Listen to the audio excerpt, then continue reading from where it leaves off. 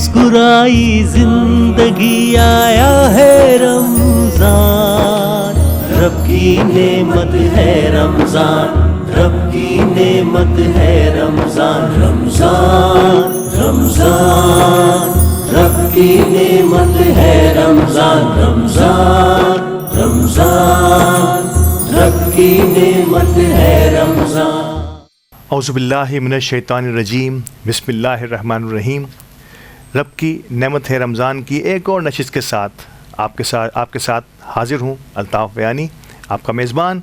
और दी Memon TV HD की इस खुसूसी नशरियात को हमारे साथ जिन करम फरमाओं ने हमारे साथ ताउन बख्शा है, हमारे पावर्ड बाय स्पॉन्सर्स में Al Jadeed properties, microtech incorporation, leading IT company of Pakistan, okay state and builders हमारे साथ हैं, centric tower, Pak Asia group of companies, Gobi's paint हमारे साथ हैं, पाकिस्तान का मशहूर ज़माना पेंट, नारा ग्रुप हमारे साथ होगा और रूमी ग्रुप भी हमारे साथ होंगे हमारी इस ट्रांसमिशन में।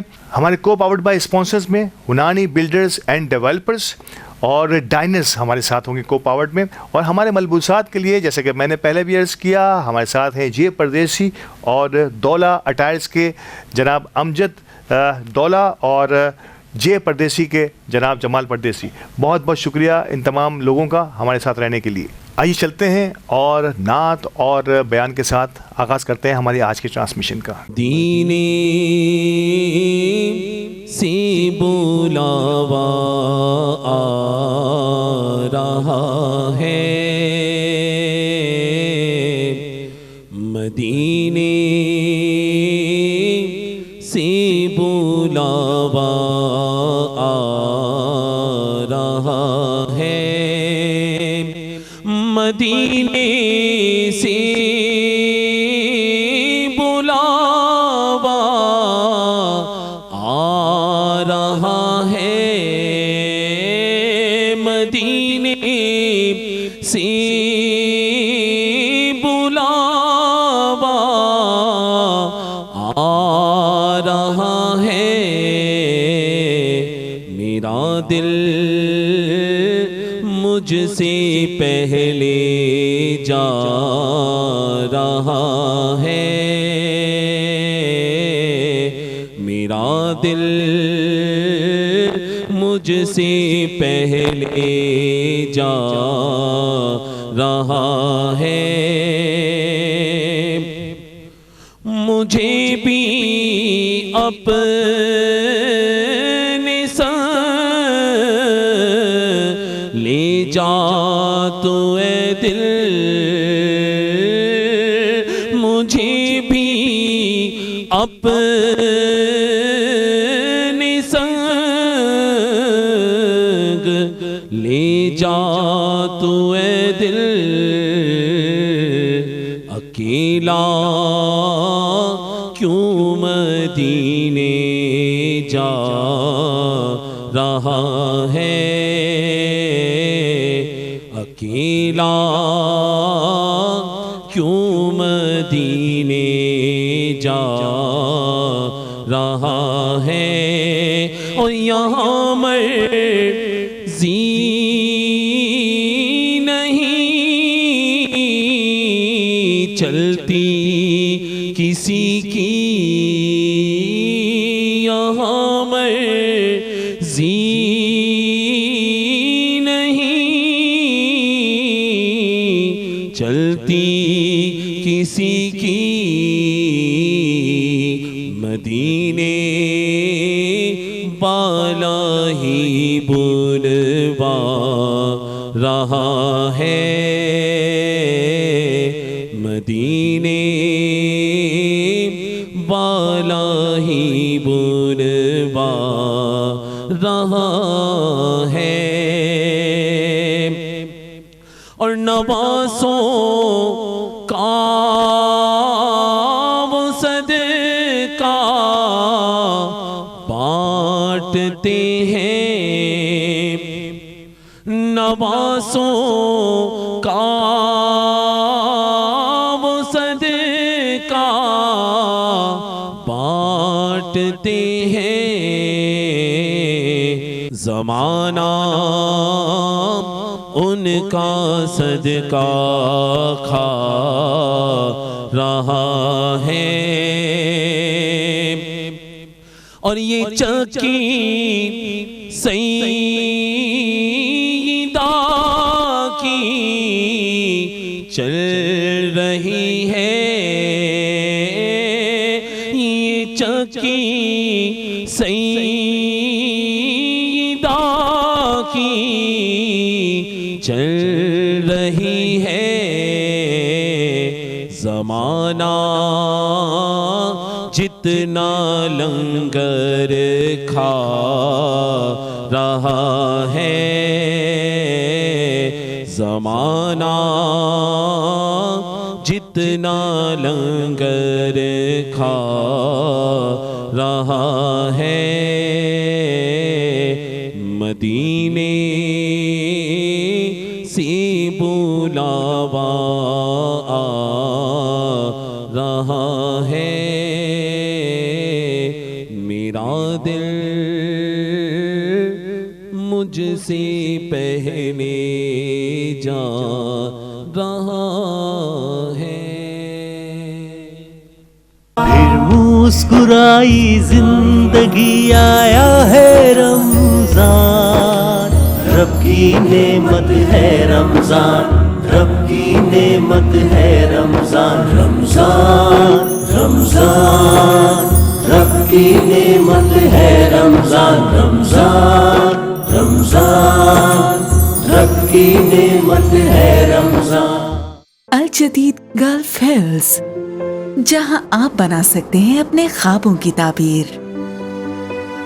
गल्फ हिल्स में पहले से मौजूद 24/7 security, 13 lush green parks, cycling track, jogging track और जरूरत जिंदगी की हर सहूलत। एक ऐसी जगह जहां जिंदगी आपको तलाश करती है। अल जदीद प्रॉपर्टीज, आपके बेहतर मुस्तकबिल का ज़ामिन।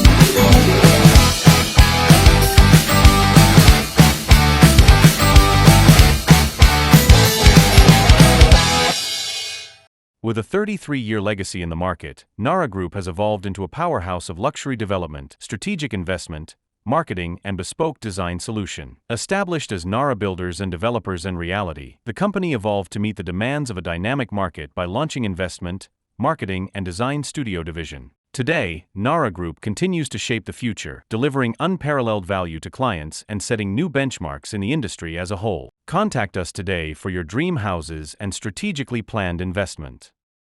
Centric Properties proudly presents the iconic Centric Tower at the prime location of Kalachi Cooperative Housing Society, presenting you an ultra-modern residential project with 2 and 3 bed stylish apartments and extra luxurious 5-bedroom duplex penthouses. At the grand reception, a sophisticated visitors lounge rich in aesthetics for your valued guests, elegant and spacious lift lobby equipped with high-tech lifts for your comfort.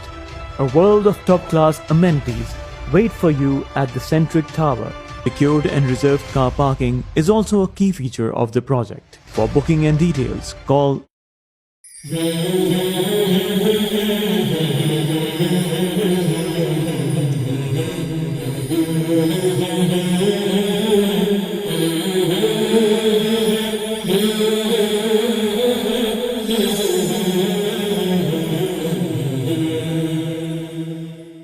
Welcome back और खुशामदीद एक बार फिर हमारे एक और नए segment में ईमान अफरोज़ नात और बयान के बाद।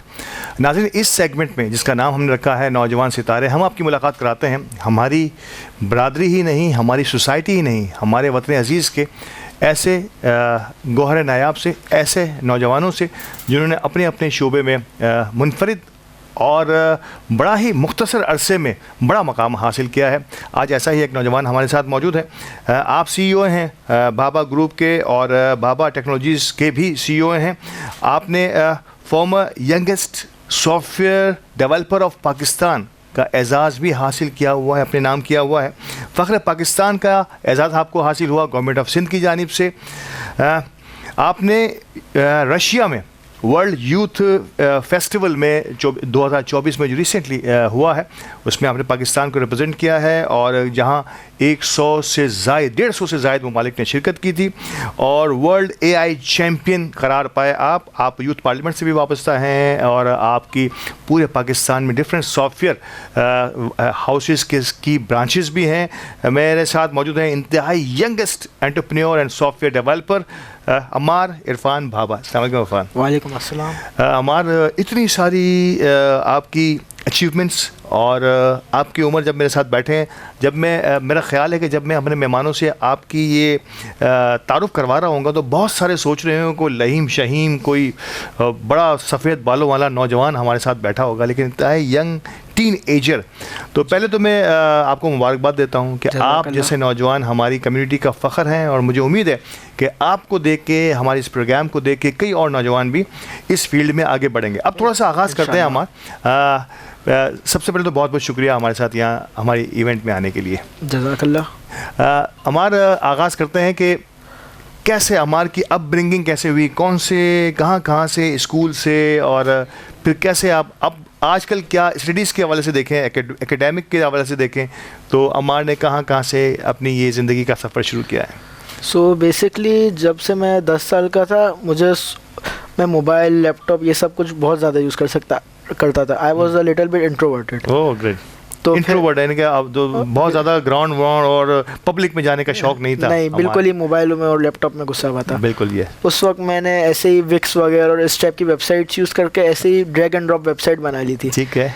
एक दोस्त की वेबसाइट बना के मैंने उस वक्त कुछ पैसे कमाए थे व्हेन आई वाज 10। 10 साल के थे। और वो 10 साल की उम्र में जो पहली कमाई हुई थी अम्मार की, वो कितनी थी? शायद 5 या 10 हज़ार। 5 से 10 हज़ार? 5 या 10 हज़ार रुपये थे। ओह ग्रेट, ज़बरदस्त। तो फिर इसके बाद मुझे थोड़ा बहुत शौक हुआ कि नहीं, मुझे सॉफ्टवेयर डेवलपमेंट ही करनी है। मैं घर वालों के पीछे पड़ा, दे वर नॉट लेटिंग मी गो। फिर मैंने एपटेक की ज़िद लगाई 2 साल तक। ठीक है। वो लोग 2 साल तक मुझे जाने नहीं दे रहे थे, बट ये बिफोर मैट्रिक की बात होगी मेरा ख्याल है। उस वक्त आई गेस मैं 5 क्लास में था 10 साल की उम्र में, और 7 क्लास में था 12 साल की उम्र में, जब मुझे बैठने दिया ज़बरदस्ती, जब मैं 2 साल पीछे पड़ा रहा और मेरे मामू ने भी कन्विंस करा ना। ठीक है। फिर 12 साल की उम्र में मैं एपटेक बैठा। तो वैसे तो इन लोग की एज पॉलिसी इतनी नहीं थी कि इतने कम बच्चों को लेते, बट मैंने वहाँ पे ज़िद करी तो वहाँ पे उन्होंने अपने हेड टीचर से मेरा एक इंटरव्यू टेस्ट टाइप कर लिया। ठीक है। वहाँ पे उन्होंने फ़ौरन बोला कि हमें इसी टाइप के बच्चे चाहिए। हाँ, क्या बात है। फिर इसके बाद मैं 3 साल सॉफ्टवेयर डेवलपमेंट सीखी फ्रॉम क्लास 7 टू क्लास 10। फिर जब मैं 10 क्लास में था, विच वॉज अराउंड 15, तो I became the youngest software developer of Pakistan. Oh great, ज़बरदस्त। ये आपके इंस्टीट्यूट ने नहीं बल्कि आपको और सोसाइटी ने भी रिकग्नाइज किया और इदारों ने भी रिकग्नाइज किया। बिल्कुल। मीडिया में मैं तकरीबन 14-15 न्यूज़ चैनल्स को इंटरव्यू दे चुका हूँ इस बारे में, माशाल्लाह। And like it's widely recognised right now. तो ये अचीवमेंट इस उम्र में, मैट्रिक में आप ओ लेवल्स में आप जो है कंप्लीट करने से पहले या उसके दौरान ही आप जो है यंगेस्ट सॉफ्टवेयर डेवलपर बन चुके थे। तो क्या प्लान था उस वक्त कि अब आगे क्या करना है? क्योंकि इस वक्त तो शौक में बंदा बन जाता है, लेकिन इसके बाद फिर आगे जिसे हम कहते हैं कि प्रोफेशनल लाइफ अब शुरू होनी थी, तो अब आपने इसके बाद क्या सोचा कि अब मुझे क्या करना है? 9 क्लास से ही मैंने फ्रीलांसिंग स्टार्ट कर दी थी। ग्रेट। तो उस वक्त मैं सॉफ्टवेयर्स और वेबसाइट्स बनाता था, छोटे लेवल पर उस वक्त मैं बनाता था। बिल्कुल। तो वही मेरा कंटिन्यू करने का आगे प्लान था, और आगे जाके सॉफ्टवेयर हाउस क्रिएट करने का प्लान था, जो मैंने आगे जाके करा भी। जो मैं ए लेवल जब मेरी स्टार्ट हुई तो उस वक्त तक मैंने सॉफ्टवेयर हाउस अपना स्टार्ट कर दिया था। फिर कोई डिग्री कोर्सेज, अब आप मजीद आगे क्या कर रहे हैं एकेडमिक्स पॉइंट ऑफ व्यू? अभी मेरा 1 वीक पहले ही कॉलेज कंप्लीट हुआ, ए लेवल्स। ठीक है। अभी ए लेवल्स के मैं CIs दूंगा अभी इंशाल्लाह, और अगले साल से यूनिवर्सिटी इंशाल्लाह। यूनिवर्सिटी में क्या आप सॉफ्टवेयर इंजीनियरिंग की तरफ जाएंगे, कंप्यूटर साइंसेस की तरफ जाएंगे, इस किस्म की फील्ड? इसी फील्ड में अभी एग्जैक्ट डिसाइड नहीं हुआ है, बट लाइक इसी फील्ड में होऊंगा, कंप्यूटर फील्ड में। ये पाकिस्तान में ही करने का इरादा है। एक तो हमारे यहाँ ब्रेन ड्रेन इतना है कि जैसे ही कोई किसी बच्चे के थोड़े से 2 पढ़ निकल आते हैं तो वो कहता है कि अब मुझे पाकिस्तान में नहीं रहना, अब मुझे मुल्क से बाहर जाना है और वहाँ कुछ करना है, कोई आला तालीम वहाँ हासिल करनी है, वहीं रहना है। तो क्या सोचा है अम्मार इरफान भाभा ने? मेरा तो खुद का प्लान तो यहाँ पाकिस्तान का ही है, बट लाइक जो जाना चाहता है उनका भी पॉइंट ऑफ व्यू गलत नहीं है, बिकॉज आपके यहाँ पे ना रिसोर्सेज दी गई हैं, कभी इंटरनेट आपके यहाँ होता नहीं है। मेरा एक एक्स एम्प्लॉय था, उसके $10,000 महीने के कमाता था, बट लाइक जैसे इंटरनेट के बंद खोल के चक्कर में, VPNs वगैरह यूज़ करने के चक्कर में उसका अकाउंट बैन हो गया, and he was from a middle class family, उसकी पूरी इनकम ही ख़त्म हो गई। सो क्यों ना जाए वो बाहर, वो बंदा क्यों बाहर नहीं जाना चाहेगा? आई ओपनिंग स्टेटमेंट है। नाज़रीन आप सुन रहे हैं कि जहाँ जहाँ हम नौजवानों को इस अंदाज में ग्रूम कर रहे थे, ये सिर्फ अपने शौक़ के बलबूते पर, यानी कि अपनी फैमिली से लड़ के जिसे हम कहते हैं, इस अंदाज से इसने अपने इस शौक़ को पूरा करने की कोशिश की और फिर बाद में प्रूव किया इसने। लेकिन हमने क्या किया इन नौजवानों के साथ कि इनको वो फैसिलिटीज़, बुनियादी ज़रूरतें हैं ये, हम इनसे कोई एजुकेशन का सिस्टम फ्री में नहीं मांग रहे हुकूमत से, हम इनसे कोई तालीम फ्री में नहीं मांग रहे, हम इनसे एजुकेशन फ्री में नहीं मांग रहे, सिर्फ और सिर्फ वो इंटरनेट कनेक्शन जिसके ज़रिए दुनिया के साथ ये कनेक्ट हो सकें, वो भी हमने इनको प्रोवाइड नहीं किया। तो ठीक कहा अम्मार ने, तो फिर हम मुल्क से बाहर ना जाएँ तो क्या जाएँ, लेकिन वी होप सो कि अल्लाह करे कि हमारे मुल्क में ऐसे हालात पैदा हों। थोड़ी सी बात कर लेते हैं। फ़ख्र पाकिस्तान गवर्नमेंट ऑफ सिंध ने आपको, गवर्नर सिंध ने आपको जो है ये अवार्ड हासिल किया, इसकी क्या थोड़ी सी अगर तारीख बता दें आप तो? ये मुझे मिला था लास्ट ईयर अराउंड अगस्त में। ये उस वक्त मुझे यंगेस्ट सॉफ्टवेयर डेवलपर मैं कर चुका था, और इसके अलावा I made an application which was ChatGPT before ChatGPT। उसी टाइप की एक एप्लीकेशन थी, AI टेल्स नाम था। Oh great. अब तो वो बंद हो गई बिकॉज उनसे कंपटीशन अब ऑब्वियसली नहीं कर सकते।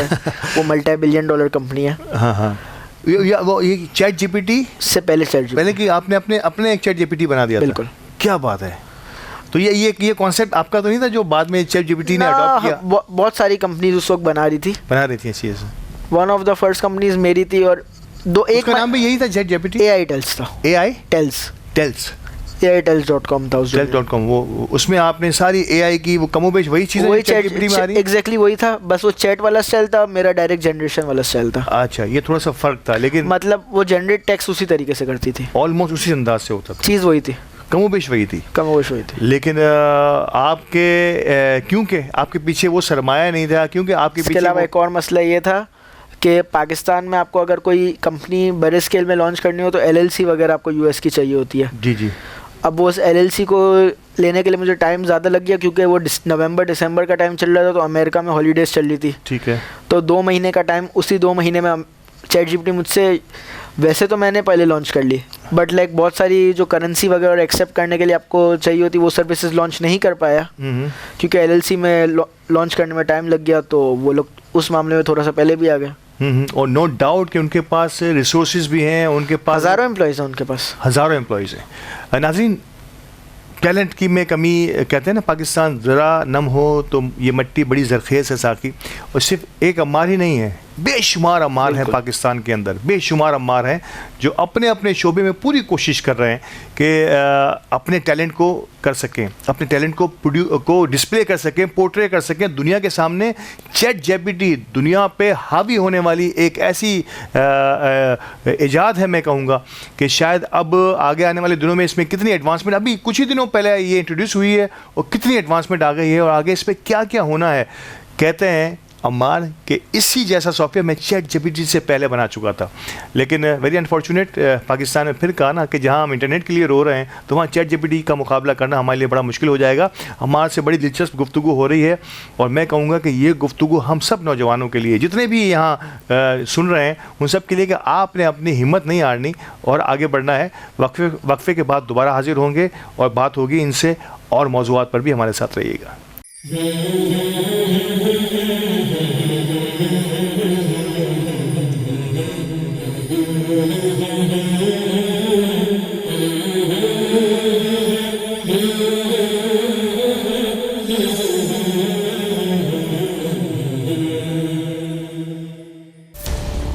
OK Estate and Builders proudly presents another masterpiece, Savera Garden.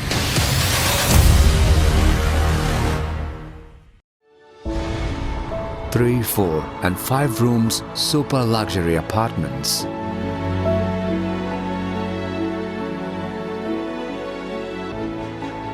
Outclass location located near Karachi Zoo at Nishta Road. For booking and details, OK Estate and Builders. UAN 11111165.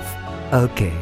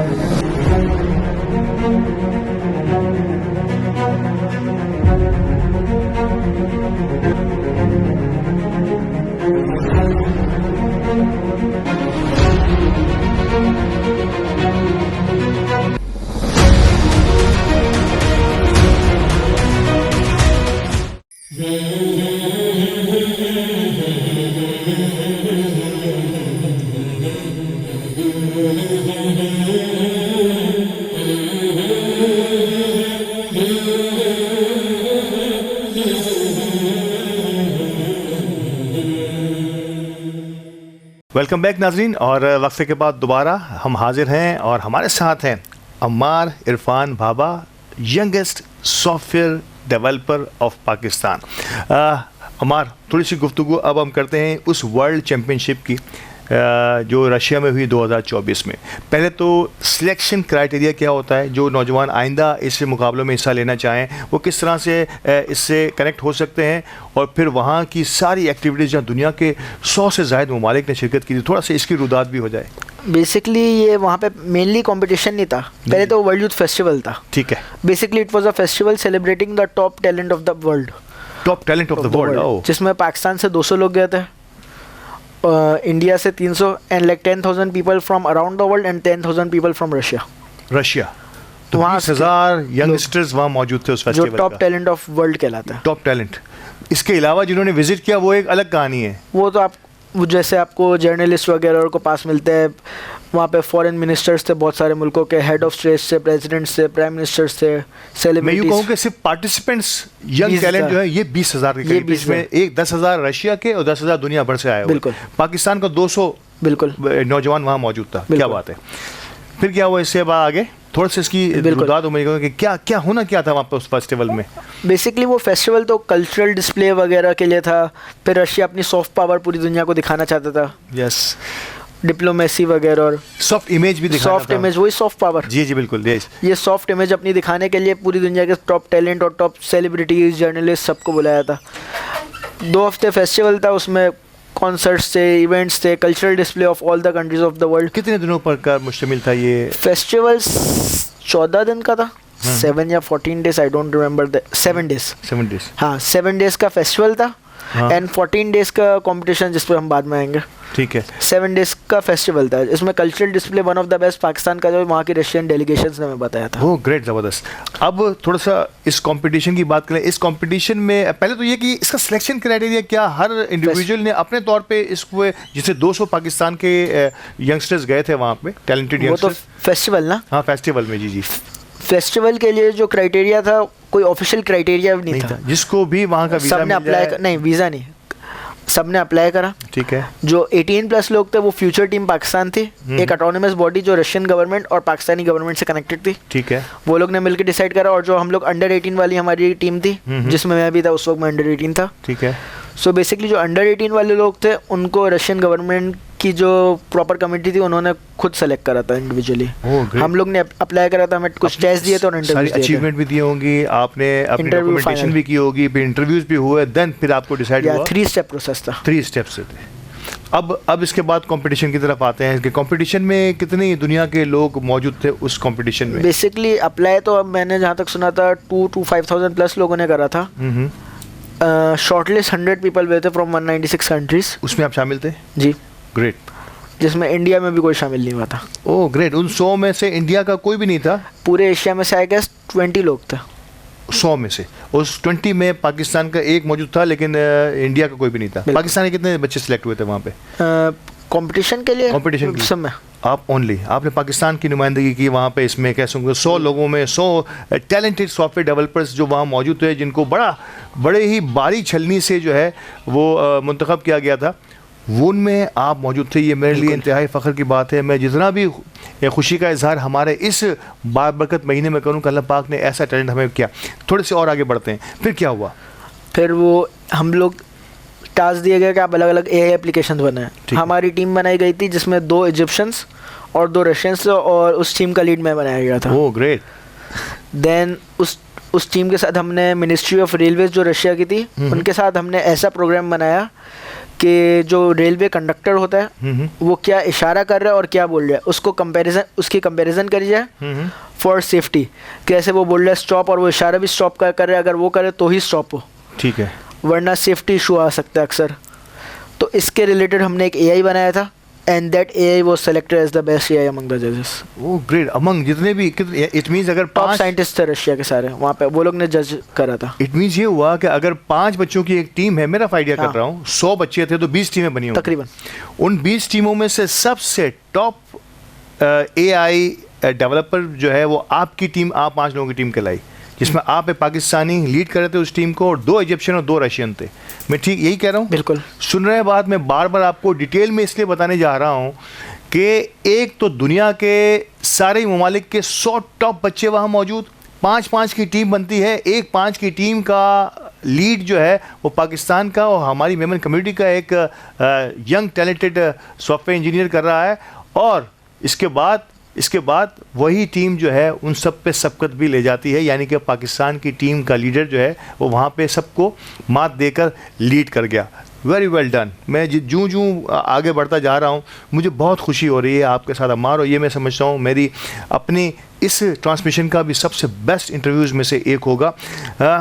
अब जब ये सारे इजाज़त हासिल हो गए अम्मार, जो अचीवमेंट्स थी वो हासिल हो गई, कहते हैं ना कि एक चीज़ जब हासिल हो जाती है उसके लिए तो मेहनत करनी पड़ती है, अब उसको बरकरार रखना, अम्मार को इसी लेवल पर रहना जो है ना, ये एक और टास्क होता है। तो इसके लिए क्या अम्मार ने प्लान किया है?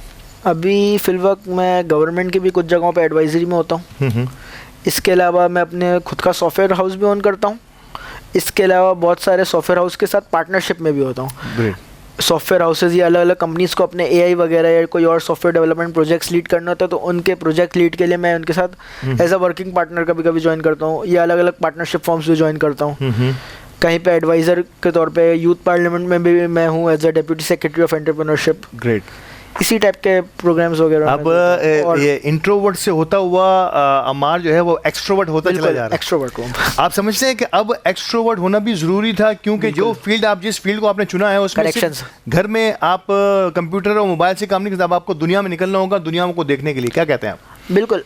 अगर देखें एज अ सॉफ्टवेयर डेवलपर तो आप इंट्रोवर्ट रह सकते हैं, लेकिन एज अ बिजनेस ओनर आप कभी भी इंट्रोवर्ट नहीं रह सकते। हाँ, क्या बात है, क्या ज़बरदस्त बात की है कि जब आपको बिजनेस करना है तो दुनिया से मिलना है, और दुनिया से जब मिलने की बात करेंगे तो आपको एक्सट्रोवर्ट होना पड़ेगा। और अपने बच्चों की इस सलाहियत को, अगर वो इंट्रोवर्ट है, हमारे बहुत सारे बच्चे ऐसे होते हैं जो शाय होते हैं, थोड़े से निकलते कम हैं, लेकिन वेरी वेरी टैलेंटेड, अपनी फील्ड के मोबाइल उनके हाथ में दे दिया जाए, उनको कंप्यूटर दे दिया जाए तो ऐसी ऐसी चीज़ें डेवलप कर लेते हैं, लेकिन वो बाहर जाने से, किसी से इस बात का इजहार करने से, बात करने से थोड़े से कतराते हैं या ज़रा सा पीछे रहते हैं। तो हमें ऐसे बच्चों को थोड़ा सा और पंप करके इनको दुनिया में ले जाना है। कहा ना कि अगर आपने एंटरप्रेन्योर बनना है तो आपको दुनिया से रब्ता रखना होगा।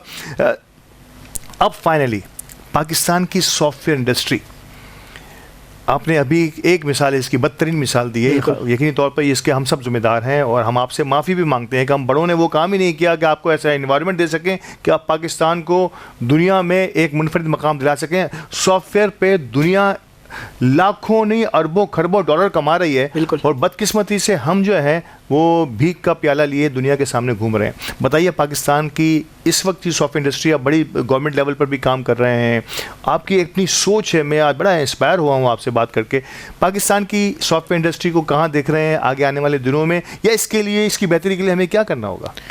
बिल्कुल, अब डिपेंड करता है कि आगे जाके पाकिस्तान की पॉलिसी क्या होती है। अगर हम लोग प्रॉपर पॉलिसी, हमारी पॉलिसीज़ बन भी जाती हैं but they do not follow it. हुकूमत हर 2 साल में 1 साल में चेंज हो जाती है। जी। फिर उस जो इमरान खान की पॉलिसी होगी वो शहबाज शरीफ की नहीं होगी, जो शहबाज शरीफ को होगी वो इमरान खान की नहीं होगी। जी। बिल्कुल इसी तरीके से हमारी ना पॉलिसीज सेम रहती हैं, ना कोई चीज़ सेम रहती है। दैट्स वाई जो है ये प्रॉब्लम क्रिएट होगी। पॉलिसीज तो बन जाती है, उनको फिर इम्प्लीमेंटेशन भी उसके ऊपर होता है। बिल्कुल, हमारे यहाँ करप्शन हर चीज़ में बहुत ज़्यादा मसला हो जाता है। कंसिस्टेंसी है ही नहीं हमारे यहाँ कि एक के बाद एक जो भी आए, कम से कम कुछ पॉलिसीज को सेम रखना चाहिए और थोड़ी बहुत मेरिट पे भी चीज़ें होनी चाहिए। अगर हम लोग हर चीज़ में पॉलिटिकल अपॉइंटमेंट्स ही देखते हैं ना, तो फिर तो हमारी कुछ आगे जाके कुछ हो ही नहीं सकता। अगर मेरिट पे अपॉइंटमेंट्स हो तो फिर बहुत बेहतर हो सकता है मुल्क का। बिल्कुल, और मेरिट की हर जगह ज़रूरत पड़ती है। बिल्कुल, कई जगहों पर हमने मेरिट का कत्ल होते हुए भी देखा है। अब आप समझते हैं कि आप नौजवानों को कोई मैसेज देना चाहेंगे? पहला मैसेज मैं आपसे लूँगा कि यंगस्टर्स को अगर सॉफ्टवेयर फील्ड में, और आज बेशुमार लोग जो है वो AI, साइबर सिक्योरिटी या IT से मुतल्लिक बेशुमार फील्ड ऐसी हैं जिसमें कुछ ना कुछ करना चाहते हैं, तो आप जैसे A लेवल्स और O लेवल्स और A लेवल्स के जो स्टूडेंट्स हैं और जो जिनकी उम्र तकरीबन 18-19 साल है और अब माशाल्लाह कहाँ पहुँचे हुए हैं, क्या कहना चाहेंगे यंगस्टर्स के लिए? पहले तो ये बताइए। कैमरा आपके सामने मौजूद है। अगर सॉफ्टवेयर डेवलपमेंट की फील्ड में जाना है तो इट्स नॉट दैट डिफिकल्ट। आप कोई भी जगह से कोर्स कर सकते हैं, एपटेक, सेलानी, JDC, फ्री ऑप्शंस भी है, पेड ऑप्शंस भी है। आप जाके सीखें, प्रैक्टिस करें, प्रोजेक्ट्स बनाएं टेस्ट के, और फिर कहीं इंटर्नशिप लैंड करके ट्राई करें, हो जाएगा इंशाल्लाह कुछ ना कुछ। फाइनली दी मेमन TV के स्टूडियो में आप मौजूद हैं और हम पूरी कोशिश करते हैं, हमारे CEO अली गोडिल की ये ख्वाहिश होती है कि किसी न किसी तरह से, और ये नौजवान सितारे का सेगमेंट यकीनी तौर पर मकसद यही था कि हम बरादरी के नौजवानों को आगे लेके आएँ, सोसाइटी के नौजवानों को बिला तफरीक के उनका ताल्लुक मेमन बरादरी से है या नहीं है, हम आगे लाएँ और उनको मोटिवेट करें ताकि इन्हें देख के और बच्चे भी मोटिवेट हों। तो मेमन TV की इस रमज़ान ट्रांसमिशन को, अली गोडिल साहब की इस काविश को आप कैसे देखते हैं? बिल्कुल, it's a very good effort. इसी टाइप की एफर्ट्स होती रहेंगी तो मुल्क तरक्की कर जब ही सकता है, जब इस टाइप के टैलेंट्स वगैरह को आगे जाके हाईलाइट किया जाएगा। थैंक यू सो मच, बहुत बहुत शुक्रिया अमार, क्योंकि वक्त ख़त्म हो रहा है हमारे इस नौजवान सितारे सेगमेंट का और हमें यकीनी तौर पर हमें अगले अपने सेगमेंट की तरफ भी बढ़ना है। तो बड़ी दिलचस्प गुफ्तगू हुई। नाज़रीन, मैं बड़ा खुश हुआ हूँ आज अमार की बातों से, अमार के विज़न को और अमार की इस उम्र में जो तरबियत हुई है। मैं यकीनी तौर पर इनकी फैमिली को ख़ास तौर पर मुबारकबाद देना चाहूँगा, इनके वालिद मोहतरम को, इनके मामू का इन्होंने जिक्र किया, इनकी वालदा की दुआएँ इनके साथ रही हैं, इनके भाई बहनों के भी बहुत एफर्ट्स थे। जी, पेरेंट्स के भी बहुत ज़्यादा एफर्ट्स और मेहनत। पेरेंट्स की एफर्ट, फिर इनको याद आ गया कि ये मैं एक बात भूल गया हूँ, ऐसे नहीं, मुझे घर भी जाना है, लेकिन नो डाउट इसमें कोई शक की बात बिल्कुल एफर्ट्स के बगैर हो ही नहीं सकता, इसकी कोई शक की बात नहीं कि पेरेंट्स और माँ की दुआएं तो हमेशा हमारे साथ रहती हैं। तो नाज़रीन, अमार से पूरी कोशिश होगी कि आइंदा किसी और प्रोग्राम में भी इनसे मुलाकात हो और तफसील के साथ जाने की कोशिश करें। हो सका तो इनके पेरेंट्स को भी बुलाएंगे और उनसे भी कुछ बातचीत करेंगे। इस वक्त हम नौजवान सितारे से आप सबसे इजाज़त चाहेंगे। इंशाल्लाह अगले प्रोग्राम में एक बार फिर मुलाकात होगी अगले सेगमेंट में, और अगला सेगमेंट आप और हम जानते हैं हमारा रमज़ान दस्तरखान। देखते हैं कि महरीन क्या बना रही हैं आज। अल्हम्दुलिल्लाह, थारा ग्रुप ने निभाया अपना वादा। विक्टोरिया रेजिडेंसी डिजाइनर प्रोजेक्ट में आगाज हो चुका है तेज रफ्तार और आला मेयारी तामीराती कामों का आगाज, ताकि आपको मिल सके अपने खूबसूरत अपार्टमेंट का वक्त पर कब्जा। Victoria residency designer project millennium mall से 2 मिनट और नेशनल स्टेडियम से 4 मिनट की ड्राइव पर कोलाची कोऑपरेटिव हाउसिंग सोसाइटी में 4, 5 और 6 रूम्स के ultra luxury apartment are trusted project of Thara group. Phone 0311 116648। Sumsum Group presents Sumsum Grand 2, 4-sided corner project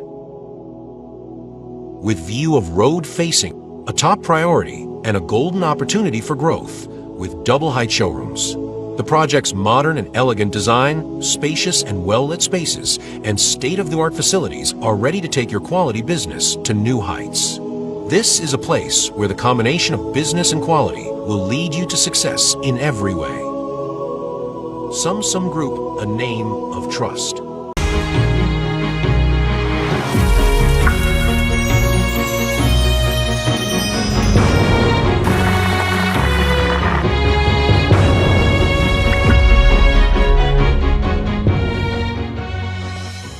आपकी cooking की तरह अजवा है यूनिक।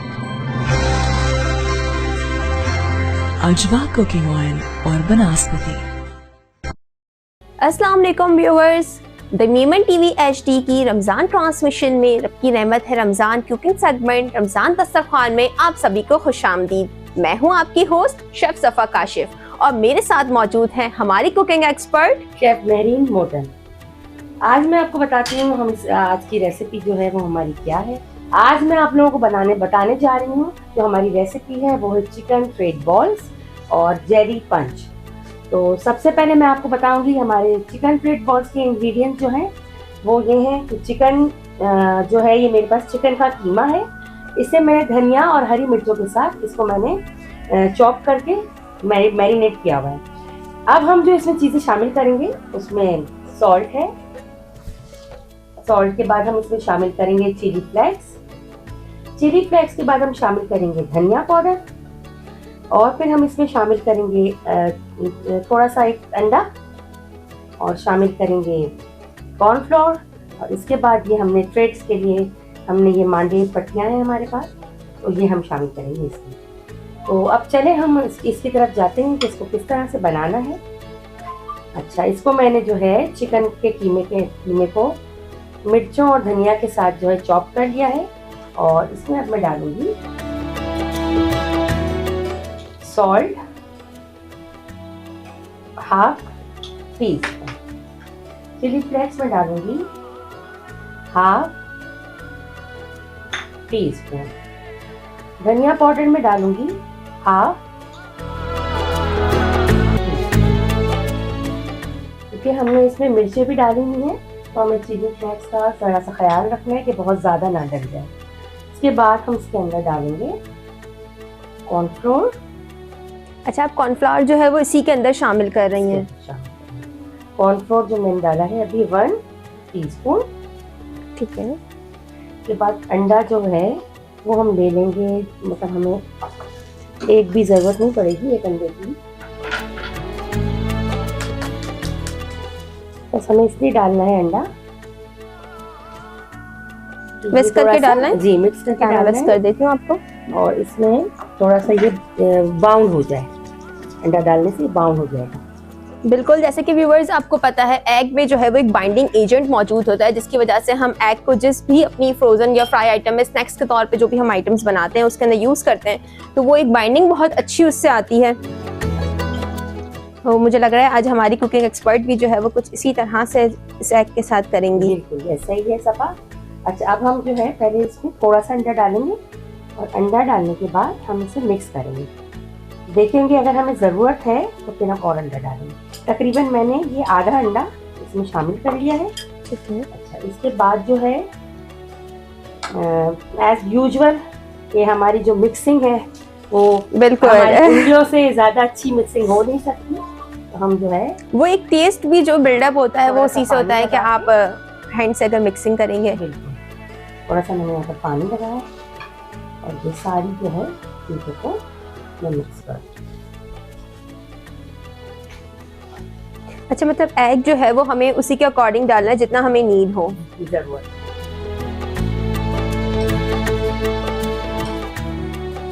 ये सारा मिक्स हो गया अच्छे से। सही। अच्छा, अब जो है मिक्स होने के बाद बहुत अच्छे से आप लोगों ने जो है वो इसे मिक्स करना है ताकि इसमें जो सारे हमने स्पाइसेस ऐड किए हैं उनका एक फ्लेवर जो है वो अच्छे से इसके अंदर जो है वो शामिल हो जाए। बिल्कुल। तो अब जो है ये मिक्स करने के बाद इसको मैं अपने वर्ड्स को हटा दूँगी क्योंकि ये मुझे थोड़ा सा प्रॉब्लम कर। जैसा कि हम जो है ऑयल को रख देंगे आप, ऑयल जो मैं शामिल कर रही हूँ इसके लिए, ये है हमारे पास अजवा कुकिंग ऑयल। ठीक है, अजवा कुकिंग ऑयल के अंदर जैसे कि आपको पता है कि इनरिच है विटामिन ए, डी, ई, तो हम अजवा कुकिंग ऑयल जो है वो अपने पैन में शामिल करेंगे।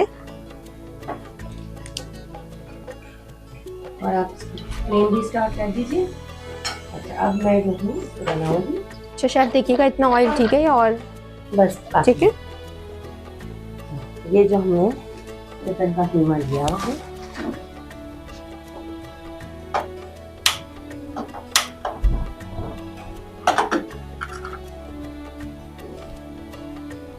इसको गीला करने के बाद जो है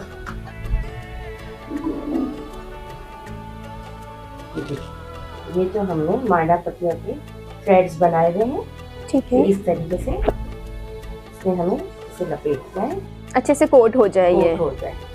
ठीक, कॉर्नफ्लोर और अंडा हम पहले ही डाल चुके हैं उसके अंदर। सही, तो ये देखें अच्छे से जो है वो उसके साथ बाइंड हो जाएगा। तो ये एक्स्ट्रा आपको नजर आ रहा है, इसको तोड़ भी सकते हैं। ये देखिए, सही, जबरदस्त, बहुत ही ज़्यादा झटपट बनने वाली और मतलब एक टेम्पटिंग सी जो है वो डिश लग रही है ये।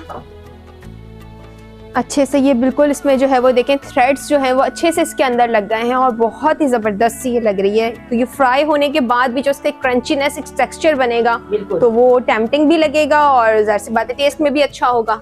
और जो हमारी कुकिंग एक्सपर्ट जब उसको बना रही हैं तो टेस्ट तो भाई फिर उसमें आला ही आना है। और आप देखिए सफा, ये बिल्कुल झटपट बनने वाली रेसिपी, बिल्कुल। और ये जो हमारे बच्चे होते हैं छोटे ना जी, तो वो लोग दस्तरखान पे जब ऐसी चीजें रखी हुई होती है तो बड़े एक्साइटेड होते हैं। तो वो बच्चों के मुंह से भी इस तरह से निकलता है कि किसका घोंसला है, चिड़िया का घोंसला है। वो एक वो बर्ड नेस्ट की जो एक आ रही है इसके अंदर ना, तो ये बच्चे भी बड़े शौक से, आप ट्राई करिएगा आप लोग, ये बच्चे भी, आपके जो घर के बच्चे हैं वो बड़े शौक से इसको खाएंगे।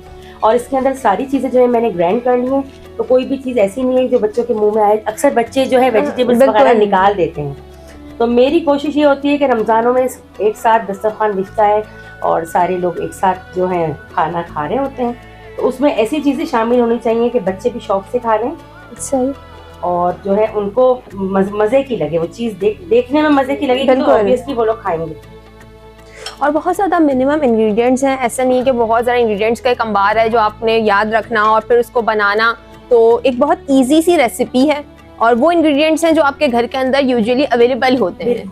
और हमारी कोशिश यही होती है कि हम लोगों को वो प्रोवाइड करें जिससे उन लोगों के लिए आसानी पैदा हो, वो आसानी से कुकिंग कर सकें, झटपट कुकिंग कर सकें।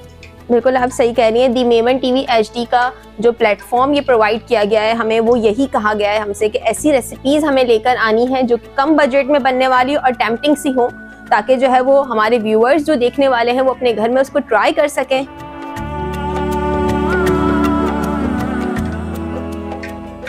ये देखें, मेरे ख्याल से जो है हमारा ऑयल गरम हो गया है। ऑयल गरम हो गया है, बिल्कुल गरम हो गया। चेक कर लेते हैं ऑयल हमारा कितना गरम है। ओके, गुड है।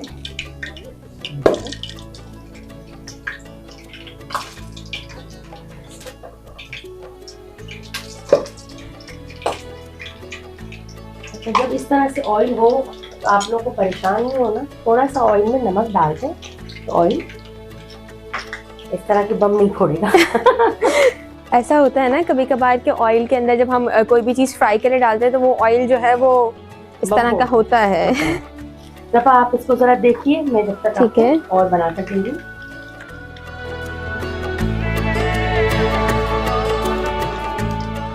तो व्यूअर्स, आज जो है वो आप लोगों को इस रेसिपी के साथ एक टिप भी मिल गई कि कभी जो है वो इस तरह का ऑयल हो रहा हो तो आपने जो है वो सॉल्ट ऐड करना है, थोड़ा सा, बिल्कुल पिंच हमारी एक्सपर्ट ने ऐड किया और इससे देखें कि बिल्कुल ये सेट हो गया। बहुत सी ऐसी टिप्स होती हैं जो हमें हमारे घर में जब हम कुकिंग कर रहे होते हैं तो बहुत काम आती हैं और हम वो कुकिंग करते करते ही हमें खुद भी कभी बहुत सारी चीजें हम एक्सपीरियंस खुद भी करते हैं। बिल्कुल, एक्सपर्टीज आती रहती है। जब आप कुकिंग कर रहे होते हो तो आपको उस पर एक्सपर्टीज आती रहती हैं।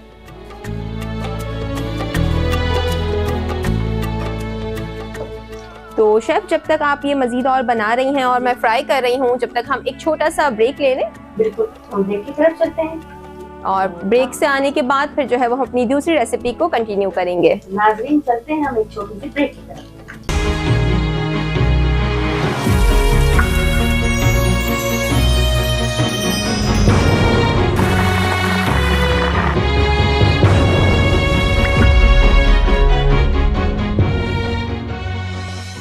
आपकी कुकिंग की तरह अजवा है यूनिक। अजवा कुकिंग ऑयल और बनस्पति।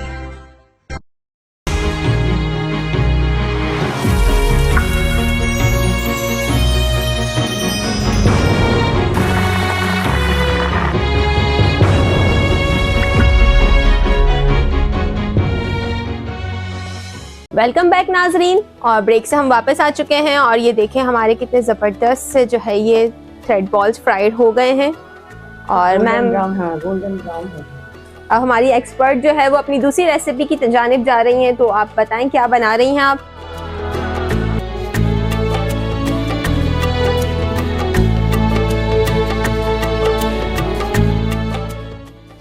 शेफ, मैं इसको इसमें निकाल दूं?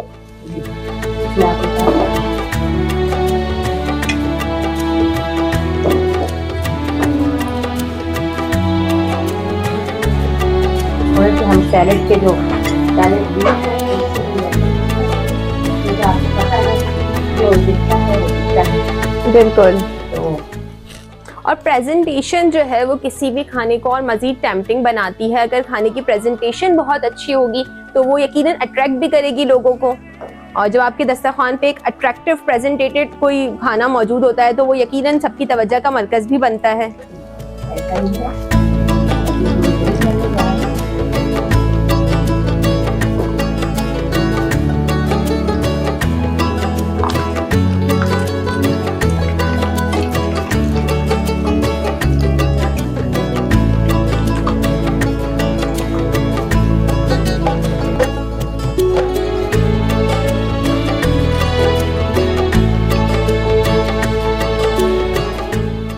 वाओ, ज़बरदस्त से जो है वो देखें कितने ज़बरदस्त से जो है वो स्कल्पचर्स बन गए कुकम्बर के।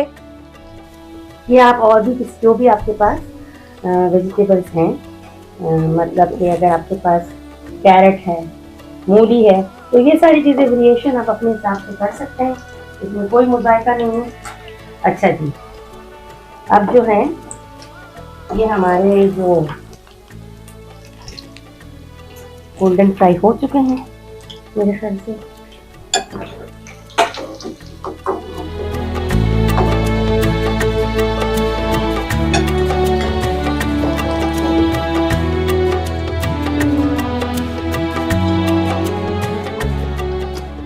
देखिएगा ज़बरदस्त से जो है ये फ्राई हो चुके हैं और हमारी एक्सपर्ट जो है वो इसे प्लेटिंग कर रही हैं। और ये आप देखें, ये देखने में भी बहुत खूबसूरत है। वाह, ज़बरदस्त। अब भाई मैं इसे इफ्तार में जो है वो टेस्ट करके बताऊंगी कि ये कैसे बने हैं। जितने मज़ेदार ये लग रहे हैं तो यकीनन इसका फ्लेवर भी बहुत अच्छा होगा। आपको पसंद भी आएंगे, आप इसका टेस्ट करेंगे तो, क्योंकि ये ना बहुत ज़्यादा आप देख लें इसके अंदर जो है कोई ऐसी हैवीनेस या रोज़े में हम लोगों को बिल्कुल कोई ऐसी रेसिपी नहीं है वो जो हम रोज़ों में ना खा सकें। तो एक बहुत ही अच्छी लाइट और यमी सी रेसिपी है। ये देखें नाज़रीन, ये हमारे जो है थ्रेड बॉल्स जो हैं, चिकन थ्रेड बॉल्स रेडी हैं।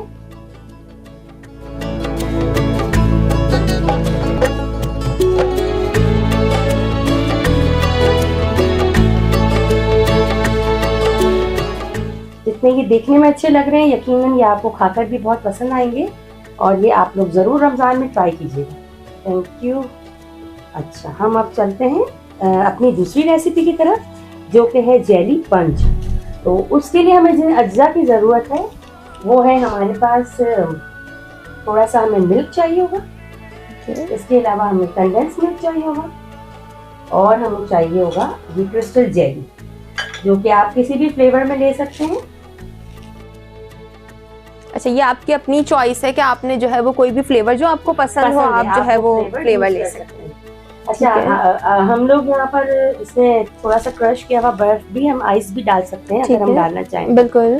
तो मेरे ख्याल से अभी तो हम इसको आइस बहार का बनाते हैं, तो हम सही। चलते हैं। वो फिर हम अपने इफ्तार के टाइम पे जो है वो एड ऑन कर लेंगे ना। ये जो है अच्छी सारी चीजें जो है वो आप ब्लेंडर में ऐड करेंगी। ब्लेंडर में ऐड करने के बाद में इसे हमने बहुत ज्यादा मतलब कि ब्लेंड नहीं करना, ब्लेंड बहुत ज्यादा नहीं करना। ठीक है। कंडेंस में हम डाल रहे हैं तो फिर हमें किसी भी कोई शुगर वगैरह की जरूरत नहीं। सही, स्वीटनेस जो है वो आपके कंडेंस मिल्क से ही जो है वो इसमें आ जाएगी ना। और इसके अलावा जो है हमारी जेली जो है वो भी मीठी है, बिल्कुल।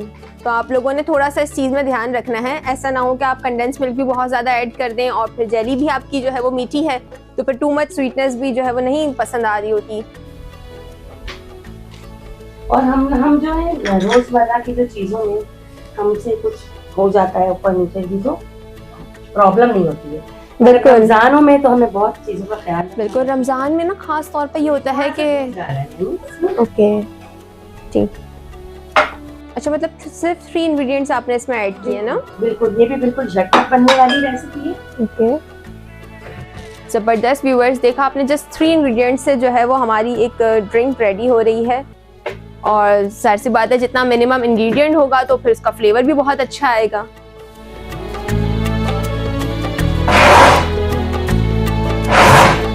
ये इस तरह से ओके, आपको बस ग्राइंड बिल्कुल इसको नहीं करना। सही।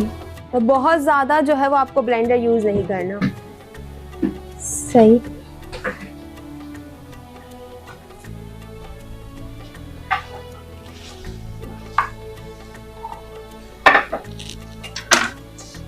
और अब आप इसमें जो है क्रश किया हुआ जो है आइस आप इसमें डाल के और सही सर्व कर दें। सर्व करें, एंजॉय करें इस रेसिपी को। और ये यकीनन बहुत आप लोगों को पसंद आएगी। वाह, बहुत ज़बरदस्त लग रही है। और जब मुझे जो एक पर्सनली जो चीज़ ज़्यादा अट्रैक्ट कर रही है वो इसका कलर है। जो इसका लाइट पर्पल कलर आया ना वो बहुत ज़्यादा मज़े का लग रहा है। अभी हमारा जो ये मंथ है ये वुमेन्स डे का मंथ है।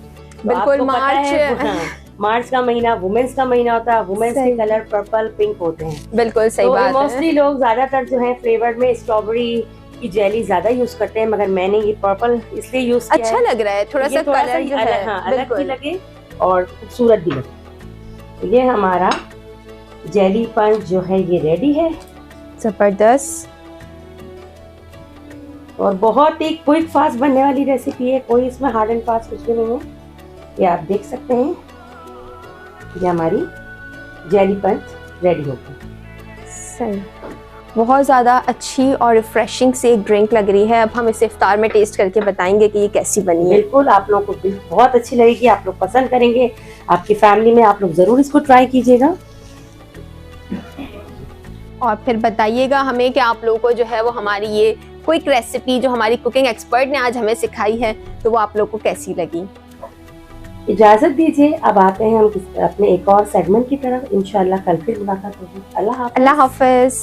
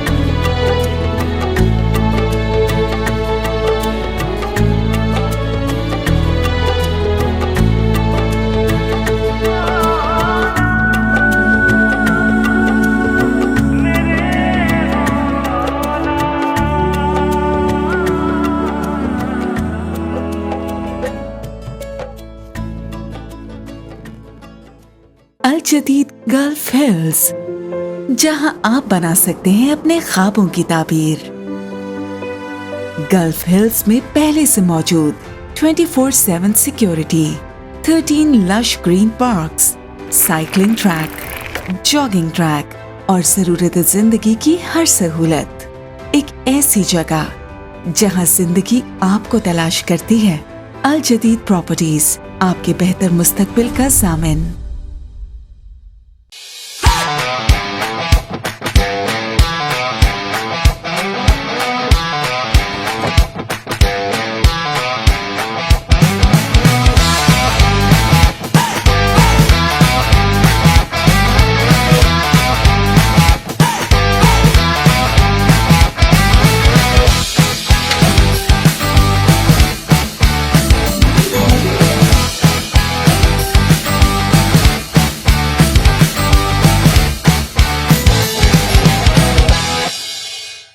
With a 33-year legacy in the market, Nara Group has evolved into a powerhouse of luxury development, strategic investment, marketing, and bespoke design solution. Established as Nara Builders and Developers in reality, the company evolved to meet the demands of a dynamic market by launching investment, marketing, and design studio division. Today, Nara Group continues to shape the future, delivering unparalleled value to clients and setting new benchmarks in the industry as a whole. Contact us today for your dream houses and strategically planned investment. Centric Properties proudly presents the iconic Centric Tower at the prime location of Kalachi Cooperative Housing Society, presenting you an ultra-modern residential project with 2 and 3 bed stylish apartments and extra luxurious 5-bedroom duplex penthouses. At the grand reception, a sophisticated visitors lounge, rich in aesthetics for your valued guests, elegant and spacious lift lobby equipped with high-tech lifts for your comfort. A world of top-class amenities wait for you at the Centric Tower. Secured and reserved car parking is also a key feature of the project. For booking and details, call रब के मेहमान तुझसे बख्शिश का है सामान। माहे रमजान रमजान आया रमजान आया रमजान आया रमजान आया रमजान आया। एक बार फिर खुश आमदीद। और दस्तरखान की लजीज और दिलकश वैरायटीज़ के बाद महरीन के दस्तरखान से अब हम वापसी पर हैं। और यहाँ अब आपका इंतज़ार था और हमें इंतज़ार था हमारे मेहमानों का। रहमत है मेहमान के इस खुसूसी सेगमेंट में। नाज़रीन, इसमें हम मुलाकात कराते हैं आपकी वतन अज़ीज़ की उन शख्सियात से जिन्होंने किसी न किसी शोबे में, ख्वाह वो कारोबार का शोबा हो, ख्वाह वो स्पोर्ट्स का शोबा हो, ख्वाह वो समाजी खिदमात का शोबा हो, ऐसे गोहर नायाब को हम मुलाकात कराते हैं आपसे इस सेगमेंट में। और तो यहाँ हस्ब मामूल हस्ब दस्तूर हमारे सरप्रस्तों में से एक, कम्युनिटी के ऐसे कई इवेंट्स, कम्युनिटी के ऐसे कई प्रोजेक्ट्स जो हैं उसमें इनकी शमूलियत हमेशा सफ़े अव्वल में रहती है और हमेशा नौजवानों की हौसला अफजाई के लिए हमारे साथ भी रहते हैं और कम्युनिटी के कई ऑर्गेनाइजेशंस के साथ पार्ट प्ले करते हैं। आपको अगर मैं इनकी कंपनी का नाम बताऊंगा तो यकीनी तौर पर आप इनके नाम तक पहुंच जाएंगे, क्योंकि मर्क्यूरी 1967 से सबकी खिदमत कर रहा है और ब्रांड, नेशनल ब्रांड है हमारा। पाकिस्तान एक्सीलेंस क्लब के आप एग्जीक्यूटिव कमेटी और नेकी कमेटी के मेंबर भी हैं। कई और ऑर्गेनाइजेशंस के साथ किसी न किसी हवाले से ताल्लुक़ में रहते हैं। मोहतरम जनाब आबिद मजीद गोडल साहब हमारे साथ मौजूद हैं। अस्सलाम वालेकुम आबिद भाई। वालेकुम अस्सलाम, कैसे हैं? बहुत अल्हम्दुलिल्लाह, बहुत अच्छा आबिद भाई, बहुत बहुत शुक्रिया। मुझे पता है रमज़ान का ये वक्त बड़ा ही टची होता है, लोगों को घर जाने की जल्दी होती है, इफ्तार का वक्त भी करीब होता है, तो इस मौके पे आप हमारे स्टूडियो का हिस्सा हैं, हमें बड़ी खुशी हो रही है। बहुत बहुत शुक्रिया, आपने बुलाया और आपसे और अली से ताल्लुक़ की घर वाला है तो उनको मना नहीं कर सकते। थैंक यू सो मच, बहुत बहुत शुक्रिया। नाज़रीन, मेहमानों से बात तो होती रहेगी, लेकिन आगाज़ हस्ब मामूल हस्ब दस्तूर आज इस आगाज़ के लिए, इस खुशहलहान आगाज़ के लिए और रूह परवर आगाज़ के लिए हमारे दरमियान जो सना खान रसूल इस महफिल का हिस्सा हैं, वो किसी तारुफ के मोहताज नहीं है, वतन अजीज़ की मुनफरिद आवाज़ है। और आज हमारी खुसूसी दावत पर हमारे गुज़िश्ता ट्रांसमिशन का भी हिस्सा रहे थे और इस बार भी हमारे साथ मोहतरम जनाब बदर मुनीर कादरी साहब मौजूद हैं। अस्सलाम वालेकुम कादरी साहब, बहुत बहुत शुक्रिया बदर भाई। एक बार फिर मुअत्तर अंदाज में आगाज़ करने के लिए मैं बिना किसी तमहीद के चाहूँगा कि आगाज़ कीजिए। हाज़िर हैं तेरे दरबार में हम, हाज़िर हैं तेरे दरबार में हम, अल्लाह करम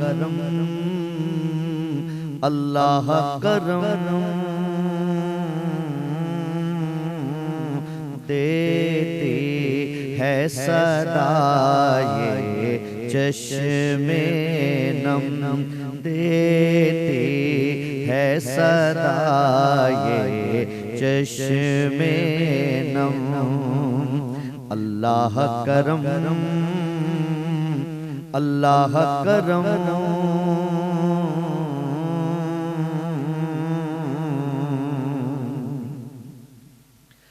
जिन लोगों पे है इनाम तेरा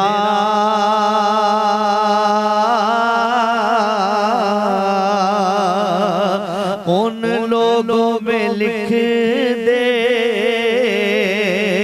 नाम मेरा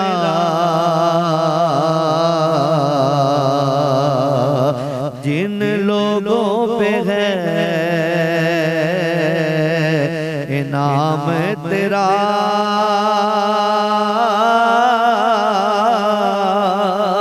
उन लोगों में लिख दे नाम मेरा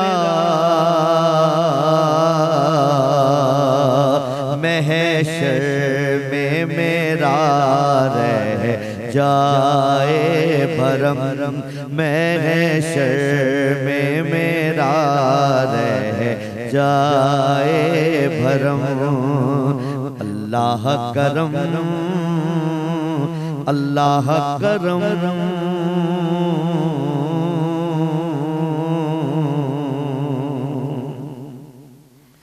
मेरी आने वाली सब नस्लें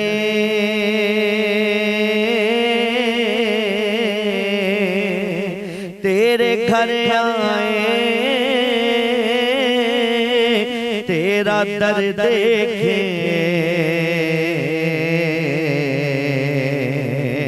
मेरी आने वाली सब नस्लें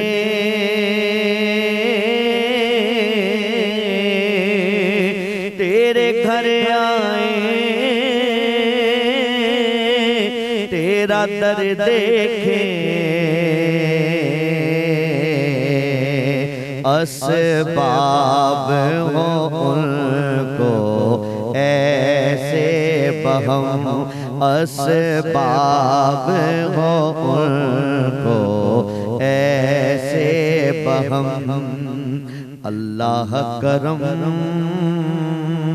अल्लाह करम अल्लाह करम अल्लाह करम अल्लाह करम अल्लाह करम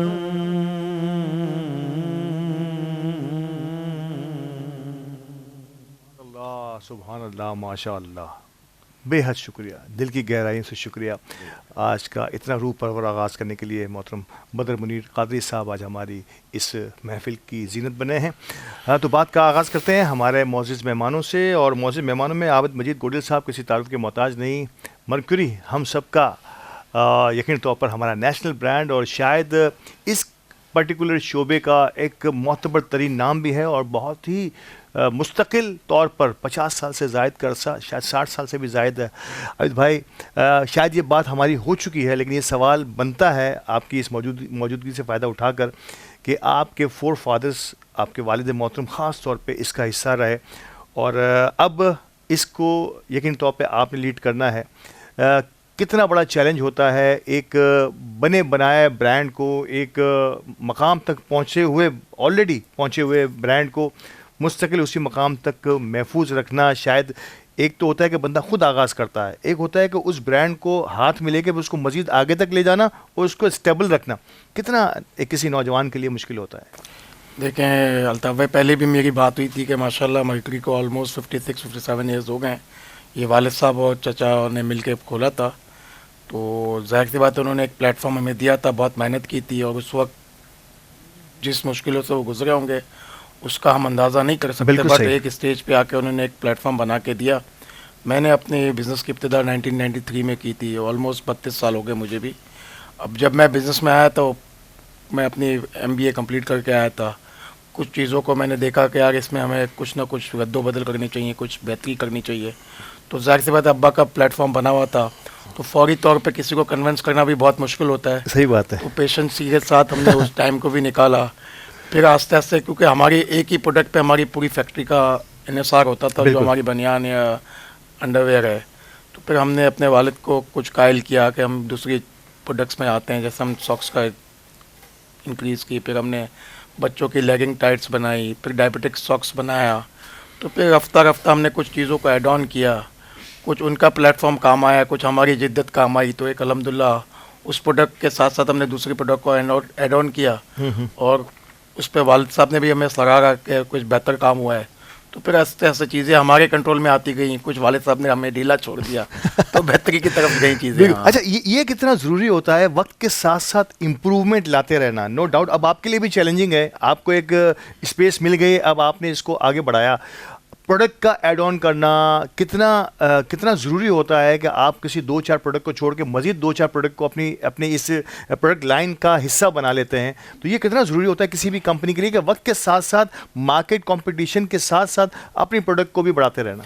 देखिए, एक मैं आपसे थोड़ी सी टेक्निकल बात करता हूँ। एक मार्केटिंग की एक फिनोमेना होता है कि जब कोई प्रोडक्ट बहुत मैच्योर स्टेज पे होती है तो उसको और सेल्स बढ़ाना बहुत मुश्किल होता है, क्योंकि ऑलरेडी उसने एक कैप्चर किया होता है अपना सेल्स। जी हाँ, बिल्कुल सही। उसके बाद उसके पास ना स्पेस होती है, क्योंकि वो अपने म्यार को गिरा नहीं सकता। जी जी। और उसके पास इतनी स्पेस नहीं होती कि वो नए कस्टमर्स बना सके या दूसरों को कायल कर सके।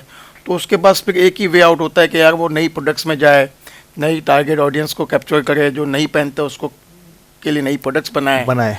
तो वो चैलेंजेस हमने फेस किए, क्योंकि वालिद साहब ने तो कुछ मखसूस प्रोडक्ट्स में काम किया था, तो फिर हमने उसी तरह से उन चीज़ों पे अमल दरामद किया जो हमारी उस प्रोडक्ट्स पे नहीं थी। सही। मगर वालिद साहब का एक ही हमें जो सीख थी कि यार क्वालिटी पे कभी कोई कॉम्प्रोमाइज़ नहीं करना, जो भी रॉ मटेरियल हो उसको आप अच्छे से अच्छा लेना, ताकि हमारा नाम ख़राब ना हो। सही। ये ना हो कि हम बिज़नेस बढ़ाने के चक्कर में अपना जो पुराना साख थे उसको ख़राब कर दें। बिल्कुल। तो उसको अल्हम्दुलिल्लाह हमने आज तक कायम रखा है कि जो हमारी बुनियादी सीख है कि जो भी प्रोडक्ट बनाएं वो म्यारी हो, उसकी वर्थ हो, जो कस्टमर उसको ले कम से कम ये बोले कि यार प्रोडक्ट बहुत अच्छी है। रॉ मटेरियल की तरफ भी मैं आऊँगा, लेकिन इससे पहले एक और सवाल मेरे जहन में आपके इसी जवाब से उभर रहा है कि नो डाउट जिस अंदाज से हमारी इकॉनमी और लोगों की दस्तरस किसी भी महंगी चीज़ को ख़रीदने या किसी भी अच्छी चीज़ को भी इवन ख़रीदने के लिए वो मुस्तकिल तौर पर गिरती चली जा रही है। नो डाउट के इस तो क्या कोई ऐसा उसूल भी आप किसी भी इंडस्ट्री में ये वजह होता है कि आप अगर उस स्टैंडर्ड को नहीं गिरा सकते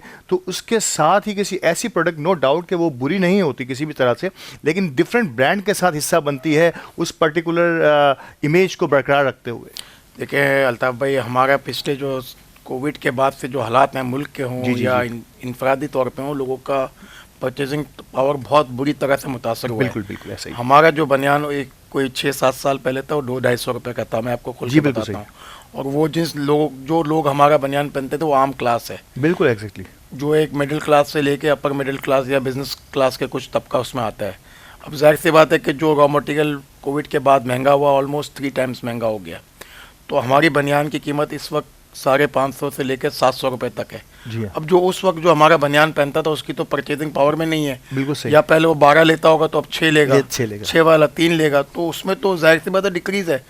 उसको कूप करने के लिए फिर हमने कुछ सबऑर्डिनेट्स प्रोडक्ट्स निकाली, उस लेवल पे जाके प्रोडक्ट्स निकाली कि जो उस लेवल पे मेयारी भी हो और उसको हम कॉस्ट इफेक्टिव बनाएं कि जो कस्टमर हमारी वो प्रोडक्ट नहीं ले पा रहा वो कम से कम हमारे हाथ से ना जाए और इस प्रोडक्ट को ले। वो प्रोडक्ट भी कोई मेयार खराब नहीं होती, बल्कि उसका नाम ही हमने मेयारी रखा हुआ है। क्या बात कि उस क्लास में जो प्रोडक्ट्स चल गई थी उससे बेहतर हमने प्राइसिंग की, उससे बेहतर हमने क्वालिटी दी और अपने नाम का उसमें भरपूर फ़ायदा उठाते हुए क्लास को हमने कैप्चर किया और उसमें अल्लाह ताला ने हमें कामयाबी भी दी। बिल्कुल। तो ये आज मुझे ये रात अफ़ज़ा हुआ कि मरकरी और मयारी, ये दोनों एक ही छत तले बन रहे हैं। और अगर क्वालिटी में देखेंगे तो यकीनी तौर पर कुछ फ़र्क तो वो उस कॉस्ट के हवाले से ज़रूरी होगा जो उसकी कीमत होती है, लेकिन उसे भी मयारी, उस मयारी को भी मयारी रखने में पूरी मेहनत करेंगे। ये मुझे अंदाज़ा है जिस तरह से मर्क्यूरी ने अपना नाम बनाया है। रॉ मटेरियल की बात करूँगा सर, रॉ मटेरियल क्या टोटली पाकिस्तान बेस्ड होता है आपका ये, या रॉ मटेरियल के लिए हमें दुनिया में कहीं और भी जाना पड़ता है इस पर्टिकुलर होजरी की फील्ड के लिए? देखिए, हमारा जो बेसिक यान है तो हम पाकिस्तान ही लेते हैं। अभी कुछ गवर्नमेंट की पॉलिसी की वजह से लोग इंपोर्ट भी करते हैं, मगर हम पाकिस्तान मिल्स का ही यान लेते हैं, क्योंकि हमारी अपनी प्रोडक्ट की अपनी एक नेचर है, तो हम उसको स्पेसिफिकेशन पे ही बनाते हैं। तो हमारा ज़्यादातर माल जो है वो लोकल ही होता है, बट कुछ पैकिंग मटेरियल्स हैं जो पाकिस्तान में हमें इंपोर्ट करने पड़ते हैं। तो कुछ मिला जुला रुझान है कि कुछ मटेरियल्स हमें इंपोर्ट करने पड़ते हैं, कुछ मटेरियल पाकिस्तान में अवेलेबल हैं, कुछ डाइस केमिकल जो डाइंग वगैरह में वो होते हैं वो भी इंपोर्टेड होते हैं। जी। तो काफ़ी चीज़ें, एक प्रोडक्ट बनाने के लिए आपको सेवरल किस्म के रॉ मटेरियल इस्तेमाल करने पड़ते हैं, जब जाके एक प्रोडक्ट बनती है। नो डाउट के मुख्तलिफ जगहों से क्वालिटी मटेरियल जमा होगा तभी एक आला किस्म की प्रोडक्ट सामने आती है। फाइनली सर, इस पर्टिकुलर टाइम में क्योंकि हमें आपकी प्रोडक्ट पर मर्क्यूरी पर बात करनी थी और लोगों को बताना था कि ये ब्रांड न सिर्फ कम्युनिटी का और ब्रांड हमारी नेशन का तो है ही, हमें खुशी ये होती है कि ये ब्रांड हमारी मेमन कम्युनिटी से बिलोंग करता है, तो ये हमारे लिए ज़्यादा खुशी की बात होगी कि कोई नेशनल और इंटरनेशनल ब्रांड हो, उसका ताल्लुक अगर मेमन कम्युनिटी से हो तो हमारी यादें और दुबाला हो जाती हैं। तो अगर इस ब्रांड को किसी भी अंदाज में आगे बढ़ाने के लिए कम्युनिटी से हट के इंटरनेशनल ब्रांड जब आप समझते हैं, और आपने कई इंटरनेशनल अवार्ड्स भी मैंने इससे पहले भी हासिल किए हैं, क्या आगे जिस अंदाज की नई प्रोडक्ट डे बाई डे आती चली जा रही है, आप समझ रहे हैं कि आगे आने वाले दिनों में कुछ और बहुत सारी चीज़ें हमें देखने को मिलेंगी? चैलेंजेस हैं, और इस वक्त पाकिस्तान को हर फील्ड में चैलेंजेस हैं, चाहे वो गारमेंट्स हो, टेक्सटाइल हो, टेक्नोलॉजी हो, पावर सेक्टर हो, हर चीज़ में मेरे चैलेंजेस है। बट मैं हमेशा पॉजिटिव सोचता हूँ और पॉजिटिव वे को ही तरजीह देता हूँ कि नो डाउट हमारे पास चैलेंजेस हैं, मगर हमारे पास कुछ अपॉर्चुनिटीज़ भी हैं। देखिए, पाकिस्तान में जो सबसे बड़ी अपॉर्चुनिटी है ना, वो है पॉपुलेशन। अगर आप एक प्रोडक्ट को किसी सेक्टर में कामयाब करवा लेते हैं ना, तो अल्लाह ताला ने आपको 22 करोड़ या 25 करोड़ की आबादी दी हुई है, तो उसमें अगर आपकी कोई प्रोडक्ट हिट हो जाती है जी तो फिर अल्हम्दुलिल्लाह आपको कोई प्रॉब्लम्स नहीं होते। तो एक पॉपुलेशन आपका वो हथियार है जिसको आप इस्तेमाल कर सकते हो इंडस्ट्रीज में कामयाब होने के लिए। अगर आपके कोई सिंगल प्रोडक्ट पे भी अगर आपने कामयाबी ले ली और कस्टमर उस प्रोडक्ट पे कामयाब सेटिस्फाइड है, सही, तो फिर आपको अल्लाह ताला वो कामयाबी देता है, क्योंकि पॉपुलेशन आपका बहुत बड़ा हथियार है। दूसरी बात रह गई कि चैलेंजेस है, देखिए हमारे मुल्क में बहुत से लोग इम्पोर्टेड आइटम्स भी इस्तेमाल कर रहे हैं, चाइना हर चीज़ में आगे है। तो हमें गवर्नमेंट से भी ये काफ़ी दफ़ा हम फोरम्स पे कर चुके हैं कि भाई कुछ चीज़ों पे आप ऐसी पॉलिसीज बनाएं, कुछ मटेरियल्स बाहर से ना आए, कुछ प्रोडक्ट्स बाहर से ना आए, क्योंकि वो लोकल इंडस्ट्रीज़ को, डोमेस्टिक इंडस्ट्रीज़ को बहुत इफेक्ट करते हैं। बिल्कुल सही। जिससे हमारा जो एंटरप्रेन्योर है या छोटा ताजर है, छोटा ट्रेडर्स है, वो बहुत इफेक्ट हो जाते हैं। तो इस तरफ हमें ध्यान देने की ज़रूरत है, ताकि जो हमारी छोटी इंडस्ट्रीज़ है वो जब तक फ्लरिश नहीं करेगी तो उसको बड़ी इंडस्ट्रीज़ में भी उसको नुकसान होता है। जैसे अगर एक छोटा आदमी तरक्की नहीं करेगा तो वही इंडस्ट्रियल का कंज्यूमर होता है। एग्जैक्टली। अगर उसके पास परचेजिंग पावर नहीं होगा तो आपकी बड़ी इंडस्ट्रीज ऑटोमेटिकली चल नहीं सकती है। बिल्कुल सही। तो गवर्नमेंट से भी हमने काफ़ी दफ़ा डिफरेंट प्लेटफॉर्म्स पे कहा है कि कुछ प्रोडक्ट्स पे कुछ ऐसे कवानीन बनाए जाएँ जिससे लोकल प्रोडक्ट्स मुतासर ना हो। बड़ी अहम तरीन बात है ये कि हुकूमतों को सोचना होगा, सरकार को इस बात का जो है वो इरादा करना होगा, वादा करना होगा, क्योंकि अगर हमने वो प्रोडक्ट जिसकी जो 100% 99% प्रोडक्ट जो है वो पाकिस्तान बेस्ड है और बन सकती है, यहाँ पर अच्छी क्वालिटी बन सकती है, एक्सपोर्टेड क्वालिटी बन सकती है, तो ऐसी चीज़ों को पर ऐसी ही सेम प्रोडक्ट्स को बाहर से लाने पर यकीनी तौर पर यहाँ का ताजिर तो मुतासिर होगा, यहाँ का सनतकार तो मुतासिर होगा, यहाँ का रोज़गार भी मुतासिर होगा। तो हम सबको इस पर बखौर गौर करना होगा और ऐसी पॉलिसीज़ को इंट्रोड्यूस कराना होगा, ख़ास तौर पर आबिद मजीद या इन जैसे दूसरे ऐसे सनतकार जो चाहते हैं कि पाकिस्तान और आगे बढ़े और हम अपनी प्रोडक्ट को और बेहतर दुनिया के सामने लेके आएँ।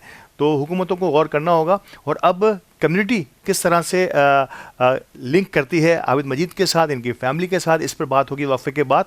वक्फे के बाद दोबारा हाजिर होते हैं और रहमत है मेहमान का सिलसिला यहीं से शुरू करते हैं। रब के मेहमान तुझसे बख्शिश का है सामान, माहे रमजान रमजान आया, रमजान आया, रमजान आया, रमजान आया, रमजान आया, रमजान आया।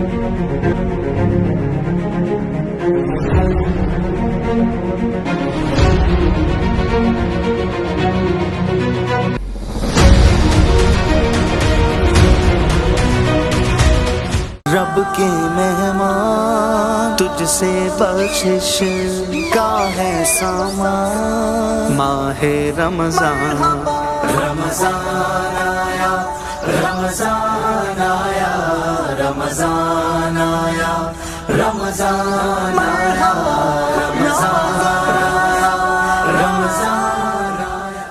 वेलकम बैक और खुश आमदेद हमारी रहमत है मेहमान के इस सेगमेंट में, जहां आबिद मजीद साहब हमारे साथ मौजूद हैं और बड़ी दिलचस्प और बड़ी, पहले तो हमारी जो गुफ्तगू थी वो बड़ी टेक्निकल और इनकी अपनी जो है वो प्रोडक्ट्स के हवाले से, मुल्क को दरपेश मसाइल के हवाले से, इसको कैसे ओवरकम किया जा सकता है उस हवाले से हुकूमतें क्या सपोर्ट कर सकती हैं। लेकिन अब यकीनी तौर पर आबिद मजीद जो है उनकी पल्सेस जो हैं हमारी कम्युनिटी की पल्सेस के साथ धड़कती हैं, तो मैं ज़रूर इनसे कम्युनिटी के हवाले से भी बात करूँगा। आबिद भाई, कम्युनिटी में मुख्तलिफ़ चैनल्स पर मुख्तलिफ़ ऑर्गेनाइजेशंस की बड़ी काविशें और कोशिशें, अभी रमज़ान का सिलसिला शुरू हुआ है तो कई ऐसी ऑर्गेनाइजेशंस अपने अपने तौर पर जो है ना हरकत में हैं। कैसे देखते हैं कम्युनिटी के, सबसे पहले हम बात करेंगे एजुकेशन पे, कि कम्युनिटी में एजुकेशन, आपका ख़ुद ताल्लुक़ भी दुराजी एसोसिएशन से है और बड़े फ़ाल रुकन में से हैं, जब भी ज़रूरत पड़ती है आप हमेशा उनके साथ रहते हैं। तो ओवरऑल कम्युनिटी या मेमन कम्युनिटी की मैं बात करूँ तो एजुकेशन की सतह को कम्युनिटी में कैसे देखते हैं, अगर आप इसमें अपनी को सजेशन या मज़ीद इसमें क्या तजवीज़ देना चाहेंगे? देखिए, पहले तो हम ब्रॉडर व्यू में बात करते हैं ऑल पाकिस्तान मेमन की। जी जी। तो माशाल्लाह शब्बीर हारून की लीडरशिप में बहुत अच्छा काम कर रहे हैं एजुकेशन पे, ख़ास तौर पे शब्बीर भाई का एक अपना विजन भी है, उस पर उनकी महारत भी है। तो नो डाउट कि वो बड़े एनर्जेटिक और डायनामिक लीडर हैं, काफ़ी बुर्दबारी से काम करते हैं, काफ़ी कामली पेशेंटली वो चीज़ों को देखते हैं और बहुत दूरअंदेश तरीके से वो काम कर रहे हैं, उसमें कोई शक नहीं है। बाकी देखें, छोटी मोटी हम पिन पॉइंट तो हर चीज़ में कोई ना कोई नुक्स तो निकाल सकते हैं, but on the broader way he is doing the fantastic job. दूसरी बात हो गई एजुकेशन के साथ साथ, मैं हमेशा एक बात कहता हूँ कि यार 3 चीज़ों पर अगर हमारी मेमन कम्युनिटी काम कर लेना तो हम ना सिर्फ कराची बल्कि पाकिस्तान को बहुत अच्छा प्लेटफॉर्म दे सकते हैं। एक मेडिकल है, एक एजुकेशन है और एक जो सोशल मसला है जो जिसको हम बहुत ज़्यादा तवज्जो नहीं देते। मैंने खास तौर पर शब्बीर भाई को भी इसका जिक्र किया था कि सर हमारा जो बच्चियों का शादी कराने का जो सिलसिला है ना, उस पर हमारी तवज्जो नहीं है। तो बहुत एक फैक्टर है कि बहुत सी हमारी बच्चियां हैं जो एक उम्र के बाद उनकी शादी नहीं होती और फिर बाद में बड़ी एज में उनको बड़े मसाइल होते हैं। सही। तो हमारी कम्युनिटी माशाल्लाह एजुकेशन पे भी बहुत अच्छा काम हो रहा है, मेडिकल पे भी हो रहा है, मगर इस किस्म के कुछ मामलात हैं जिसमें हमें काम करने की ज़रूरत है। जिससे देखें, अगर खुदा ना करता बच्चों का सही एज में शादी नहीं होती तो फिर उनके लिए बड़ी परेशानी होती है लेटेस्ट एजेस में जाके, और फिर वो कुछ माशरे में हमारे लिए बहुत आगे जाके बहुत परेशानी का। सर ये एक डिलेमा है और नो डाउट इसमें कोई शक की बात नहीं है कि कम्युनिटी, किसी भी कम्युनिटी में जो है इस किस्म के मामला जब भी होते हैं, और मैंने इस प्लेटफॉर्म पे इस बात को इसलिए मैंने पॉइंट आउट किया है बिल्कुल कि कुछ लोगों के जहन में अगर ये बात होगी तो उसको आगे बढ़ाया जाए। मैं इसी को आगे बढ़ा रहा हूँ। आप ज़ाती हैसियत में क्या समझते हैं कि इस किस्म के इशू की असल वजह या जड़ क्या है? आप समझते हैं कि क्या पैसों का की गैर फरावानी, क्या हमारी मुआशी नाहमवारी या तालीम का बढ़ जाना या घट जाना, मतलब इसकी वजूहात क्या समझते हैं? 2-3 वजह हैं अल्ताफ भाई कि मैं आपको अपनी जाती राय देता हूं। बिल्कुल, मैं आपकी प्योरली आपकी राय चाह रहा हूं। कोई डिसएग्रीमेंट भी हो, बिल्कुल मैं प्योरली आपकी राय चाह रहा हूं। देखिए, मेरे हिसाब से 2-3 पॉइंट्स हैं। नंबर 1 कि हमारा माइंडसेट नहीं बना हुआ। हमारा माइंडसेट ये है कि हमारे यहाँ बच्चों का हम रिश्ता भेजते हैं जी, और हम बच्चों की बात नहीं करते हैं। ये हमारा एक माइंडसेट बना हुआ है। अब आप थोड़ा इसको ब्रॉडर व्यू में लेंगे तो शायद आपकी समझ में आएगा। बिल्कुल समझ गया। अगर हमारी बेटी है, आपकी बेटी है, किसी की भी बेटी है, तो हम इंतजार करते रहेंगे वेट एंड सी जब तक कोई रिश्ता नहीं आएगा। जबकि ऐसा नहीं है। अगर आप डिटेल में इस्लामिक इंफॉर्मेशन भी गैदर करेंगे ना, तो आप अपनी बच्चों का भी रिश्ता ढूंढ सकते हैं और हमें ढूंढना चाहिए। मगर इस पे हमारा माइंडसेट ना तैयार हुआ है, ना हम कर रहे हैं, ना मजहबी तौर पे इस पे कोई बात होती है, ना सोशली तौर पे कोई बात होती है। अब हम इसको बहुत धक्यानुसी तरीके से देखते हैं। बिल्कुल सही ना। अब देखें, बच्ची आजकल वैसे ही शादियां कर लेते हैं। बिल्कुल ऐसी मिसालें मौजूद हैं, मतलब मौजूद है। तो हम अपने बच्चों को इस माइंडसेट के लिए तैयार करें, अपने बुजुर्गों को तैयार करें कि भाई हम बच्चों की भी रिश्ते की बात की जा सकती है। मतलब मैं आपको इसकी माइंड, देखो हर चीज़ के लिए माइंड में सालों लग जाते हैं। पहले तो बात बहुत बुरी लगती है, हो सकता है मेरी बात किसी बुजुर्ग को बहुत बुरी लगी या कैसी बातें कर रहा है, बट जब तक हम ये बात करेंगे नहीं तो फिर माइंडसेट कैसे चेंज होगा? बिल्कुल, इस पे डिबेट होगी, इसके रास्ते निकलेंगे। इसके लिए प्लेटफॉर्म चाहिए होंगे कि भाई यस, प्लेटफॉर्म पे मजबूत मजहबी लोग भी बात करें, मजबूत सोशल लोग भी बात करें, जिनकी वाकई वजन हो, जिनकी बात को लोग फॉलो करें। तो एक तो ये फैक्टर है। बाकी देखें माशाल्लाह हमारे यहाँ लड़कियों की एजुकेशन बहुत अच्छे लेवल पे करवा रहे हैं लोग, खास तौर पे मेमन बरादरी, तो वो भी एक मसाइल पैदा होगा। क्योंकि लड़कों की तालीम, अगर लड़की की तालीम ज़्यादा है और हम किसी एजुकेटेड बच्ची की शादी किसी अनएजुकेटेड या कम तालीम याफ्ता लड़के से करवाएंगे, मैच उसका mental level, IQ level match नहीं होगा, तो वो भी फिर आपकी मैरिटल लाइफ में प्रॉब्लम क्रिएट हो जाते हैं। तो एक वो फैक्टर्स भी आ रहा है। एक बड़ी अलार्मिंग साइंस हैं जो मुझे डिफरेंट फोरम से पता चल रही है कि हमारे यहाँ डिवोर्स का रेशो बहुत ज़्यादा हो रहा है। तो देखिए ये तो कुछ साइंस ऐसे हैं कि हमारे लिए, सोसाइटी के लिए वाकई ऐसा अलार्मिंग साइन। हमारे फिक्र है कि हम एजुकेशन अच्छा करवा रहे हैं, अपने बच्चियों को हम लाइफस्टाइल अच्छा दे रहे हैं, मगर इसके बाद जो रिज़ल्ट आ रहे हैं वो कोई बहुत अच्छे नहीं आ रहे। तो इस पर भी हमें बेसिकली काउंसलिंग की ज़रूरत है, पेरेंटल काउंसलिंग की ज़रूरत है, शादी से पहले आदमी को, मियाँ बीवी को काउंसलिंग की ज़रूरत है। मतलब काफ़ी चीज़ें हमें डिटेल में, अब उस पर कोई फ्रेंकली स्पीकिंग उस पर काम नहीं हो रहा, कुछ नहीं हो रहा, जीरो सर, जीरो। हम देखो हम एजुकेशन क्या समझते हैं कि हमने डिग्री ली या कोई कंप्यूटर की कर ली या IBA से मतलब MBA कर लिया, इस किस्म का। बट ये एक वो एजुकेशन है जिससे आपकी सोसाइटी या तो तबाह हो जाएगी या बन जाएगी। अब हम ऑलमोस्ट जिस जगह पे चल पड़े ना, हम वेस्टर्नाइजेशन की तरफ जा रहे हैं, तो वहाँ जो प्रॉब्लम अभी हैं, तो उस प्रॉब्लम को रोकने के लिए आपको इस पे बैठना पड़ेगा। बिल्कुल सही।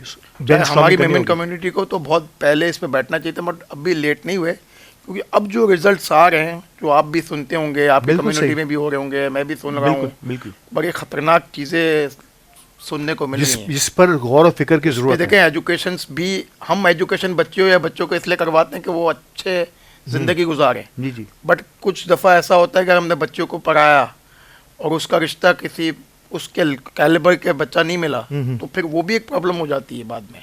अच्छा, तो वो जब आप शादी का सिलेक्शन करते हैं तो उस वक्त भी आपको एजुकेशन पे बड़ा फोकस देना है कि अगर बच्ची पढ़ी हुई है तो आप बच्चा भी कम से कम ऐसा ढूंढें, बैलेंस ढूंढ लें। अगर आ नहीं रहा इसका तो आप ढूंढें। यस मकसद तो ये आ गया ना कि आपको ढूंढना पड़ेगा। बिल्कुल सही। अगर आपके बच्ची का वैसा रिश्ता नहीं आ रहा तो आपको ढूंढना पड़ेगा। क्या बात है, क्या बात है, ये क्या इंपॉर्टेंट बात। और ये अगर आप चल पड़ी है तो इंशाल्लाह मैं पूरी कोशिश करूंगा रमजान के इस माह मुबारक में, मेरे हिसाब से जिस मौजू को आप डिबेट का हिस्सा बनाएंगे इंशाल्लाह। जो फॉरम सोशल लोग आते हैं आपके पास किस्म का आदमी है,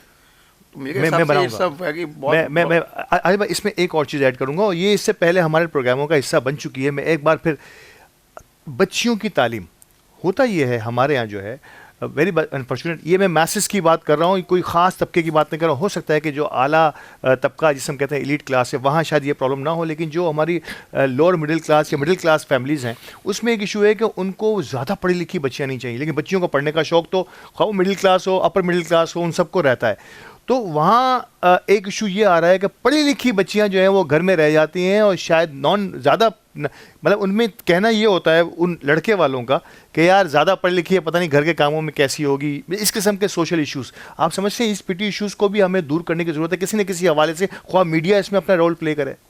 देखिए मैं आपको 2 वजह से ये बात समझाता हूँ कि मैं माशाल्लाह 3 बच्चियों का बाप हूँ। माशाल्लाह, मेरी 3 बेटियाँ अल्हम्दुलिल्लाह।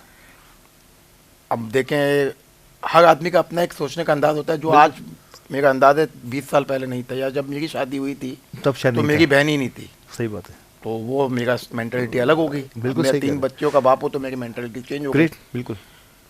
मैंने आपको कहा ना हमारे माइंडसेट की बहुत चेंज करने की बहुत ज़रूरत है, और डिफरेंट एस्पेक्ट से चेंज करने की ज़रूरत है।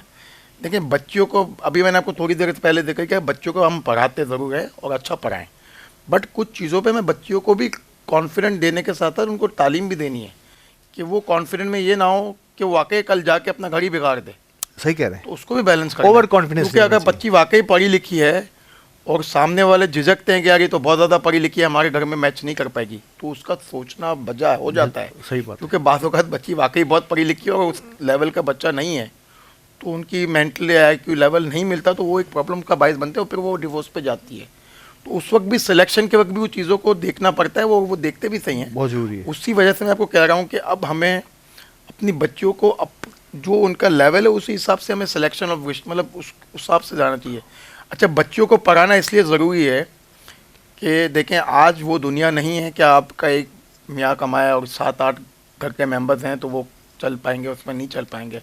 तो बेहतर है कि अगर आपकी बच्ची पढ़ी लिखी होगी तो वो कल जाके अपने घर में अगर उसको कोई फाइनेंशियल इश्यूज़ हैं तो वो उसको कूप अप कर सकेगी, अपने मियाँ के साथ मिल के दुनियादारी चला सकेगी। सही। और खुदा ना खाता कोई अगर उसकी मैरिटल लाइफ सेटल नहीं होती तो उस केस में भी वो अपनी फाइनेंशियल बेयरिंग्स कर सकती है। देखिए बहुत सी चीज़ें आज हमारी सोसाइटी के डायनेमिक्स चेंज हो रहे हैं, हम वो 10 साल 20 साल वाले सोसाइटी में नहीं रहते अब। सही बात है। क्योंकि आप देखें जो डिवोर्स के रेशोज़ आ रहे हैं, जो दूसरे मामलात हैं वो बहुत अच्छे नहीं हैं। सही। तो बच्ची जब तक फाइनेंशियली खुद अपनी क्वालिफिकेशन वाली नहीं होगी तो उसके बाद में बहुत इशूज़ होंगे।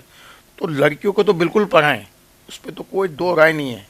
वो कहते हैं ना कि लड़की पढ़ी हुई होगी तो आपका कुंभा पड़ा हुआ होगा। बट पढ़ाने के साथ साथ हमें बेसिक एजुकेशन के साथ हमें उनको ये भी बताना है कि आप कॉन्फिडेंट भी हो, अच्छी पढ़ाई भी कर रही हो, बट कुछ चीज़ों में आपने अपने लोगों को साथ लेके चलना है। ये सलाहियत वो भी हमें साथ साथ पॉलिशिंग करनी है बच्चों की, खास तौर पे बच्चियों की। काउंसलिंग क्योंकि ज़्यादा बच्ची पढ़ लेती है तो उसके दिमाग में एक आ जाता है कि यार मैं तो सब कर सकती हूँ। फैक्ट। वो चीज़ों को पेरेंटल गाइडेंस से ही सही किया जा सकता है या काउंसलिंग के हम ऐसे इदारे बनाएं। बट उस पर मैं जहाँ तक सोच रहा हूँ ना, उस पर हमारा काम नहीं होगा, उन चीज़ों पे हमारा काम भी नहीं होगा, उस चीज़ों पे हम सोच भी नहीं रहे, बल्कि हम उन चीज़ों पे बात भी नहीं कर रहे। जो मैंने आपको डिस्कस किया है बिल्कुल नहीं। आई डोंट नो कि कोई शायद अगर कर भी रहा हो तो मेरे तो नहीं, मैं इस बात को सेकंड करूंगा आपकी इस बात को कि इस अहम तरीन टॉपिक पर हम ओपनली डिस्कस नहीं कर रहा है। हमें डिस्कस करने की ज़रूरत है, इसी में से रास्ते निकलेंगे, इसी में से शाहराहें निकलेंगी और हम अपनी मंजिल तक पहुंचने में शायद ज़रूर कामयाब होंगे। हमने किसी चीज़ को शजरे ममनुआ समझ के उसको डिस्कस ही नहीं किया। प्लेटफॉर्म्स बन सकते हैं, जब हम डिबेट करेंगे तो ऐसे प्लेटफॉर्म बन सकते हैं जहाँ हम बच्चियों को रिश्तों को पोर्ट्रे कर सकते हैं, जहाँ से अच्छे और मेल के जोड़ बन सकते हैं। इसमें कोई शक शुबे की बात नहीं है। अब इस टॉपिक को आज मैंने कमिट किया है आबिद भाई से कि इंशाल्लाह इसको हम आगे बढ़ाएंगे, थोड़ा थोड़ा अपना हिस्सा हम अदा करेंगे और इंशाल्लाह एंड ऑफ द डे हो सकता है कि कोई अच्छा प्लेटफॉर्म हमें इस बारे में हम बनाने में कामयाब हो जाएं। दोबारा से हम कम्युनिटी की तरफ आते हैं और इस अहम तरीन मौजू को हम ज़रूर आगे बढ़ाते रहेंगे आबिद भाई, ये हमारा आपसे कमिटमेंट है। हेल्थ का एक शोबा बड़ा महंगा होता चला जा रहा है। कम्युनिटी के अंदर हेल्थ के शोबे में कई ऑर्गेनाइजेशंस काम कर रही हैं, कई हॉस्पिटल्स काम कर रहे हैं, लेकिन अब भी इस पे बड़ी काम करने की ज़रूरत है। वेरी अनफॉर्चुनेट कि कम्युनिटी के कई इज्तिमाई तौर पर तो कई छोटे छोटे हॉस्पिटल्स मौजूद हैं और हम उससे किसी न किसी अंदाज में मुस्तफ़ीद भी हो जाते हैं। लेकिन एक जर्नल मिसाल के तौर पर हमेशा से हमने बात की थी कि दी आगा खान हॉस्पिटल एक बहुत बड़ा अपनी कम्युनिटी को सपोर्ट करने वाला, जहाँ पर सिर्फ नहीं कि मरीज़ों को सपोर्ट किया जा रहा है, वहाँ पर नर्सिंग और डॉक्टर्स को भी अपने अंदाज में वो अपनी कम्युनिटी को अकोमोडेट कर देते हैं। क्या इस किस्म का, नो डाउट कि मेमन मेडिकल इंस्टीट्यूट हॉस्पिटल जो है वो अपनी नौइयत का एक मुनफरिद स्टेट ऑफ आर्ट हॉस्पिटल है, लेकिन क्या हम उसको उस मुकाबले में लाने में कामयाब हुए, और नहीं तो कैसे हम इस किस्म की एक्टिविटीज़ के ज़रिए अपनी कम्युनिटी को ना सिर्फ ये कि सेहत के शोबे में मरीज़ों को अकोमोडेट कर सकें बल्कि दीगर टेक्निकल लोगों को भी वहाँ अकोमोडेट किया जा सके। भाई पिछले 6 महीने से ना मेरा काफ़ी हेल्थ के शोबे से ताल्लुक़ रहा है, काफ़ी अच्छे अच्छे हॉस्पिटल का भी जाना हुआ जो वेलफेयर पे काम कर रहे हैं। आप यकीन करें, मतलब मेरी भी काफ़ी राय चेंज हुई है और कुछ क्रेडिट तो हमें अपने वेलफेयर को देना पड़ेगा कि उन्होंने वाकई बहुत अच्छा काम किया हुआ है। मतलब नो डाउट इन इट, चाहे MMI हो, चाहे इंडस हॉस्पिटल हो, चाहे कुतियाना मेमन हो, हमारा जमाल नूर है, उन्होंने बड़े अच्छे काम किए हैं सर। उनके पास एक नीडी आदमी जाता है वो बिल्कुल आस्का नहीं करते। सही। अब हर इदारे की अपनी एक लिमिटेशंस है, सही। उससे ज़्यादा वो काम नहीं कर सकता, या उसकी बजट के इशूज़ हो जाते हैं, उनके पास अपने मसाइल्स हो जाते हैं। सही। बट मैंने पिछले 6 महीने से, मैं जो पहले मेरी भी राय कुछ अच्छी नहीं थी, बट मैं जब घुसा, कुछ केसों को मैंने देखा, कुछ को मैंने रेकमेंड किया, तो जिस तरह से मुझे रिस्पॉन्ड आया, I was very much impress कि यार वाकई काम हो गए। और मैं आपको इस बात का बखूबी बता दूं कि वाकई हमारी सिंध गवर्नमेंट भी इसमें अच्छा काम कर रही है। ग्रेट। क्योंकि जिस किस्म के बड़ी ऑर्गेनाइजेशंस को डोनेशन वो दे रहे हैं, जो मेरी नॉलेज में आ रहे हैं, तो वहाँ पे काम हो रहा है। जी जी जी। हम एज़ कम्पेयर टू दूसरे सूबों के हम देखते हैं ना, तो सिंध या कराची में फिर भी मेडिकल फैसिलिटीज़ बहुत अच्छी हैं। अब आपका सवाल है कि महंगी हैं, वो एक डिफरेंट सवाल है। सब आगा खान या साउथ सिटी या हम दूसरे हॉस्पिटल्स की जो बिलिंग देखते हैं सर, वो हर आदमी के लिए नहीं है। सही बात है।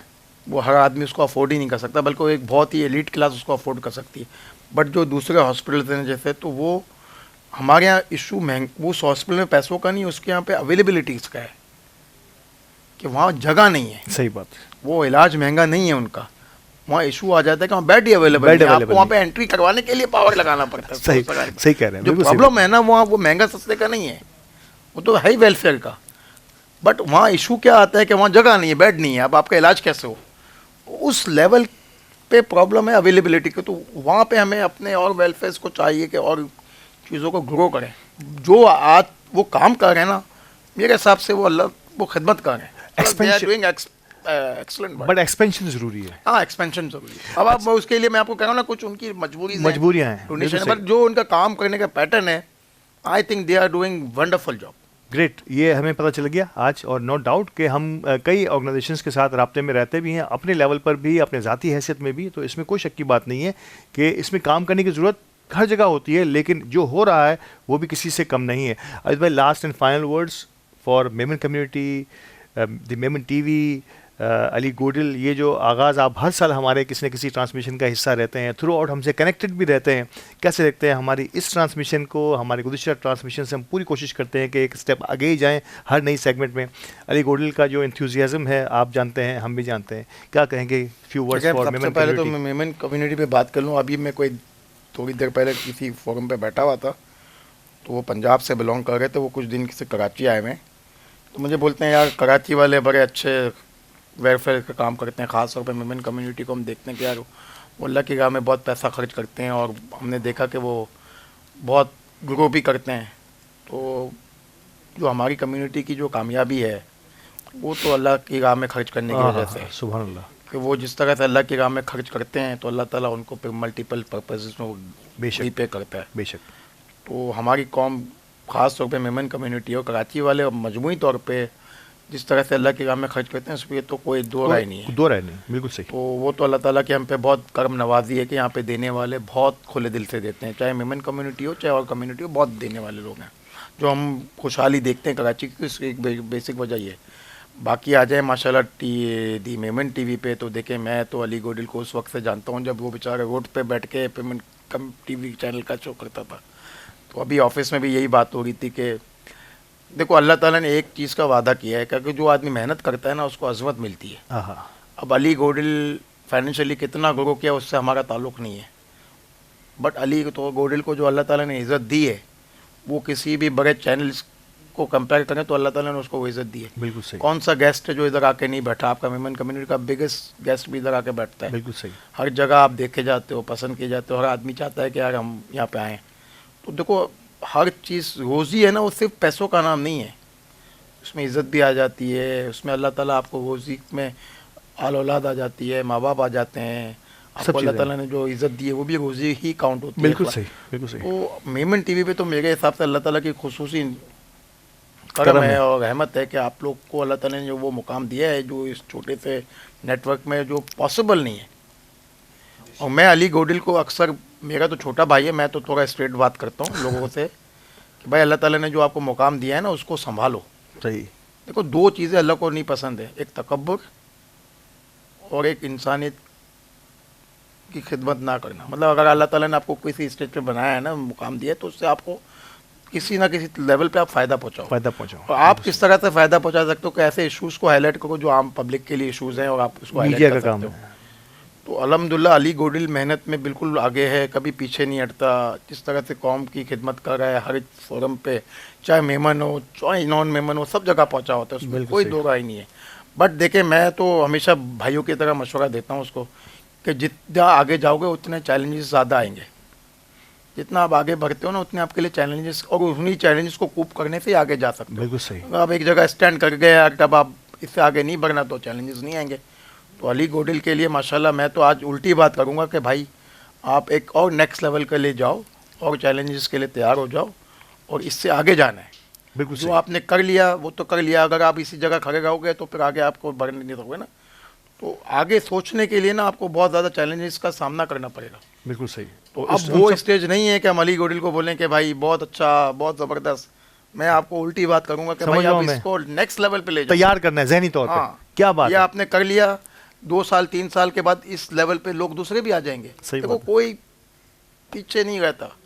और जब तक आप देखो आप हमें देखते हो तो हम भी मुसलसल अगर भाग नहीं रहे होंगे तो हमें भी लोग पीछे छोड़ देंगे। सही बात। आने वाला आदमी है ना वो हमसे अच्छा होता है, जो आपके पीछे बैक है ना वो हमसे अच्छा होता है, ये आप हमेशा याद रखें। सही बात है, उसके लिए तैयार रहना पड़ता है। उसके लिए आपको तैयार है, जो आने वाला है ना वो आपसे अच्छा है हर चीज़ में। बिल्कुल सही। क्योंकि उसको कुछ खोना नहीं है, आपके साथ तो खोने का चांस होता है ना कि खो दूंगा, तो वो तो स्पीड आपसे ज़्यादा अच्छी होगी। और प्लस आपने एक स्टैंडर्ड सेट कर लिया तो वो इस स्टैंडर्ड से आगे से ही शुरू करेगा। और आप अपने स्टैंड से भाग नहीं आ पाओगे, तो ये एक चैलेंज होता है। सही। तो मैं हमेशा अली गोडिल को बहुत पॉजिटिव नोट पे रखता हूँ, बट आज मैं अली गोडिल को कहूँगा कि भाई आज की डिमांड के हिसाब से आपको और मेहनत करनी पड़ेगी, डिफरेंट एंगल्स पे काम करना पड़ेगा, अपने लोगों को और मजबूत करना पड़ेगा। देखिए टीम को मजबूत करना पड़ेगा आपको, टीम ही आपको बनाती है। बिल्कुल सही। क्या बात हुई और क्या ज़बरदस्त अंदाज में तशबीह दी है, और हमें भी सोचने पर मजबूर किया है कि अब अगले चैलेंजेस के लिए हमें बिल्कुल तैयार रहना है। और वी होप सो कि हमारे CEO अली गोडिल और हमारी पूरी टीम बिल्कुल तैयार है हर किसी के चैलेंज के लिए। मज़ीद और बेहतरी कहाँ लाई जा सकती है, इंशाल्लाह हम हमारे सीनियर्स के मशवरे के साथ आगे बढ़ेंगे, और आइंदा आने वाले दिनों में इंशाल्लाह हम पूरी कोशिश करेंगे कि अपने इस मयार को न सिर्फ बेहतर करें बल्कि उसके पायदार करने की भी कोशिश करें।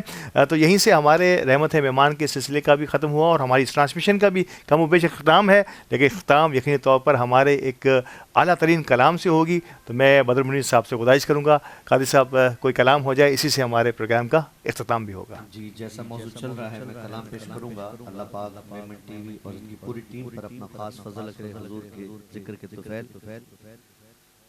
लब पर नाते पाक का नगमा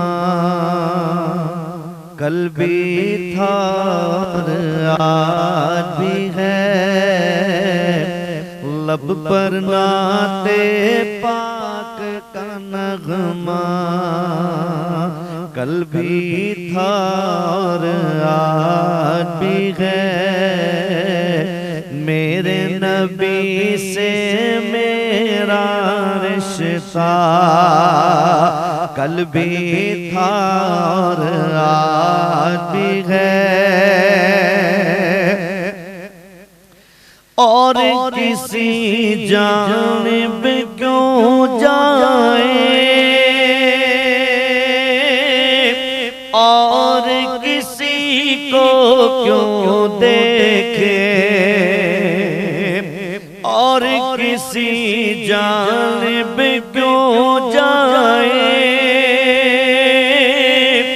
और किसी को क्यों देखे,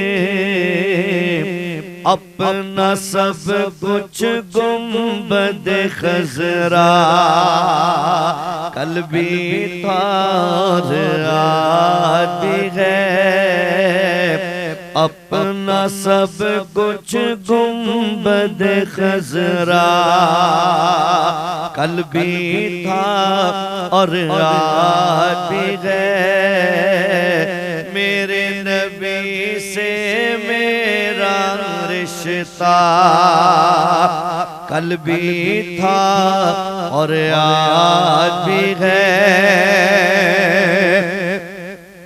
और बतला दो हर दुश्मन दी को गैरत मुस्लिम जिंदा है, बतला दो हर दुश्मन दी को कि गैरत मुस्लिम जिंदा है, दीन पे मर मिटने का जज्बा कल भी था और आज भी है, दीन पे मर मिटने का जज्बा कल भी था और आज भी है, मेरे नबी से मेरा रिश्ता कल भी था और आज भी है। फिर मुस्कुराई जिंदगी, आया है रमजान, रब की नेमत है रमजान, रब की नेमत है रमजान, रमजान रमजान रब की नेमत है रमजान रमजान रमजान, रब की नेमत है रमजान।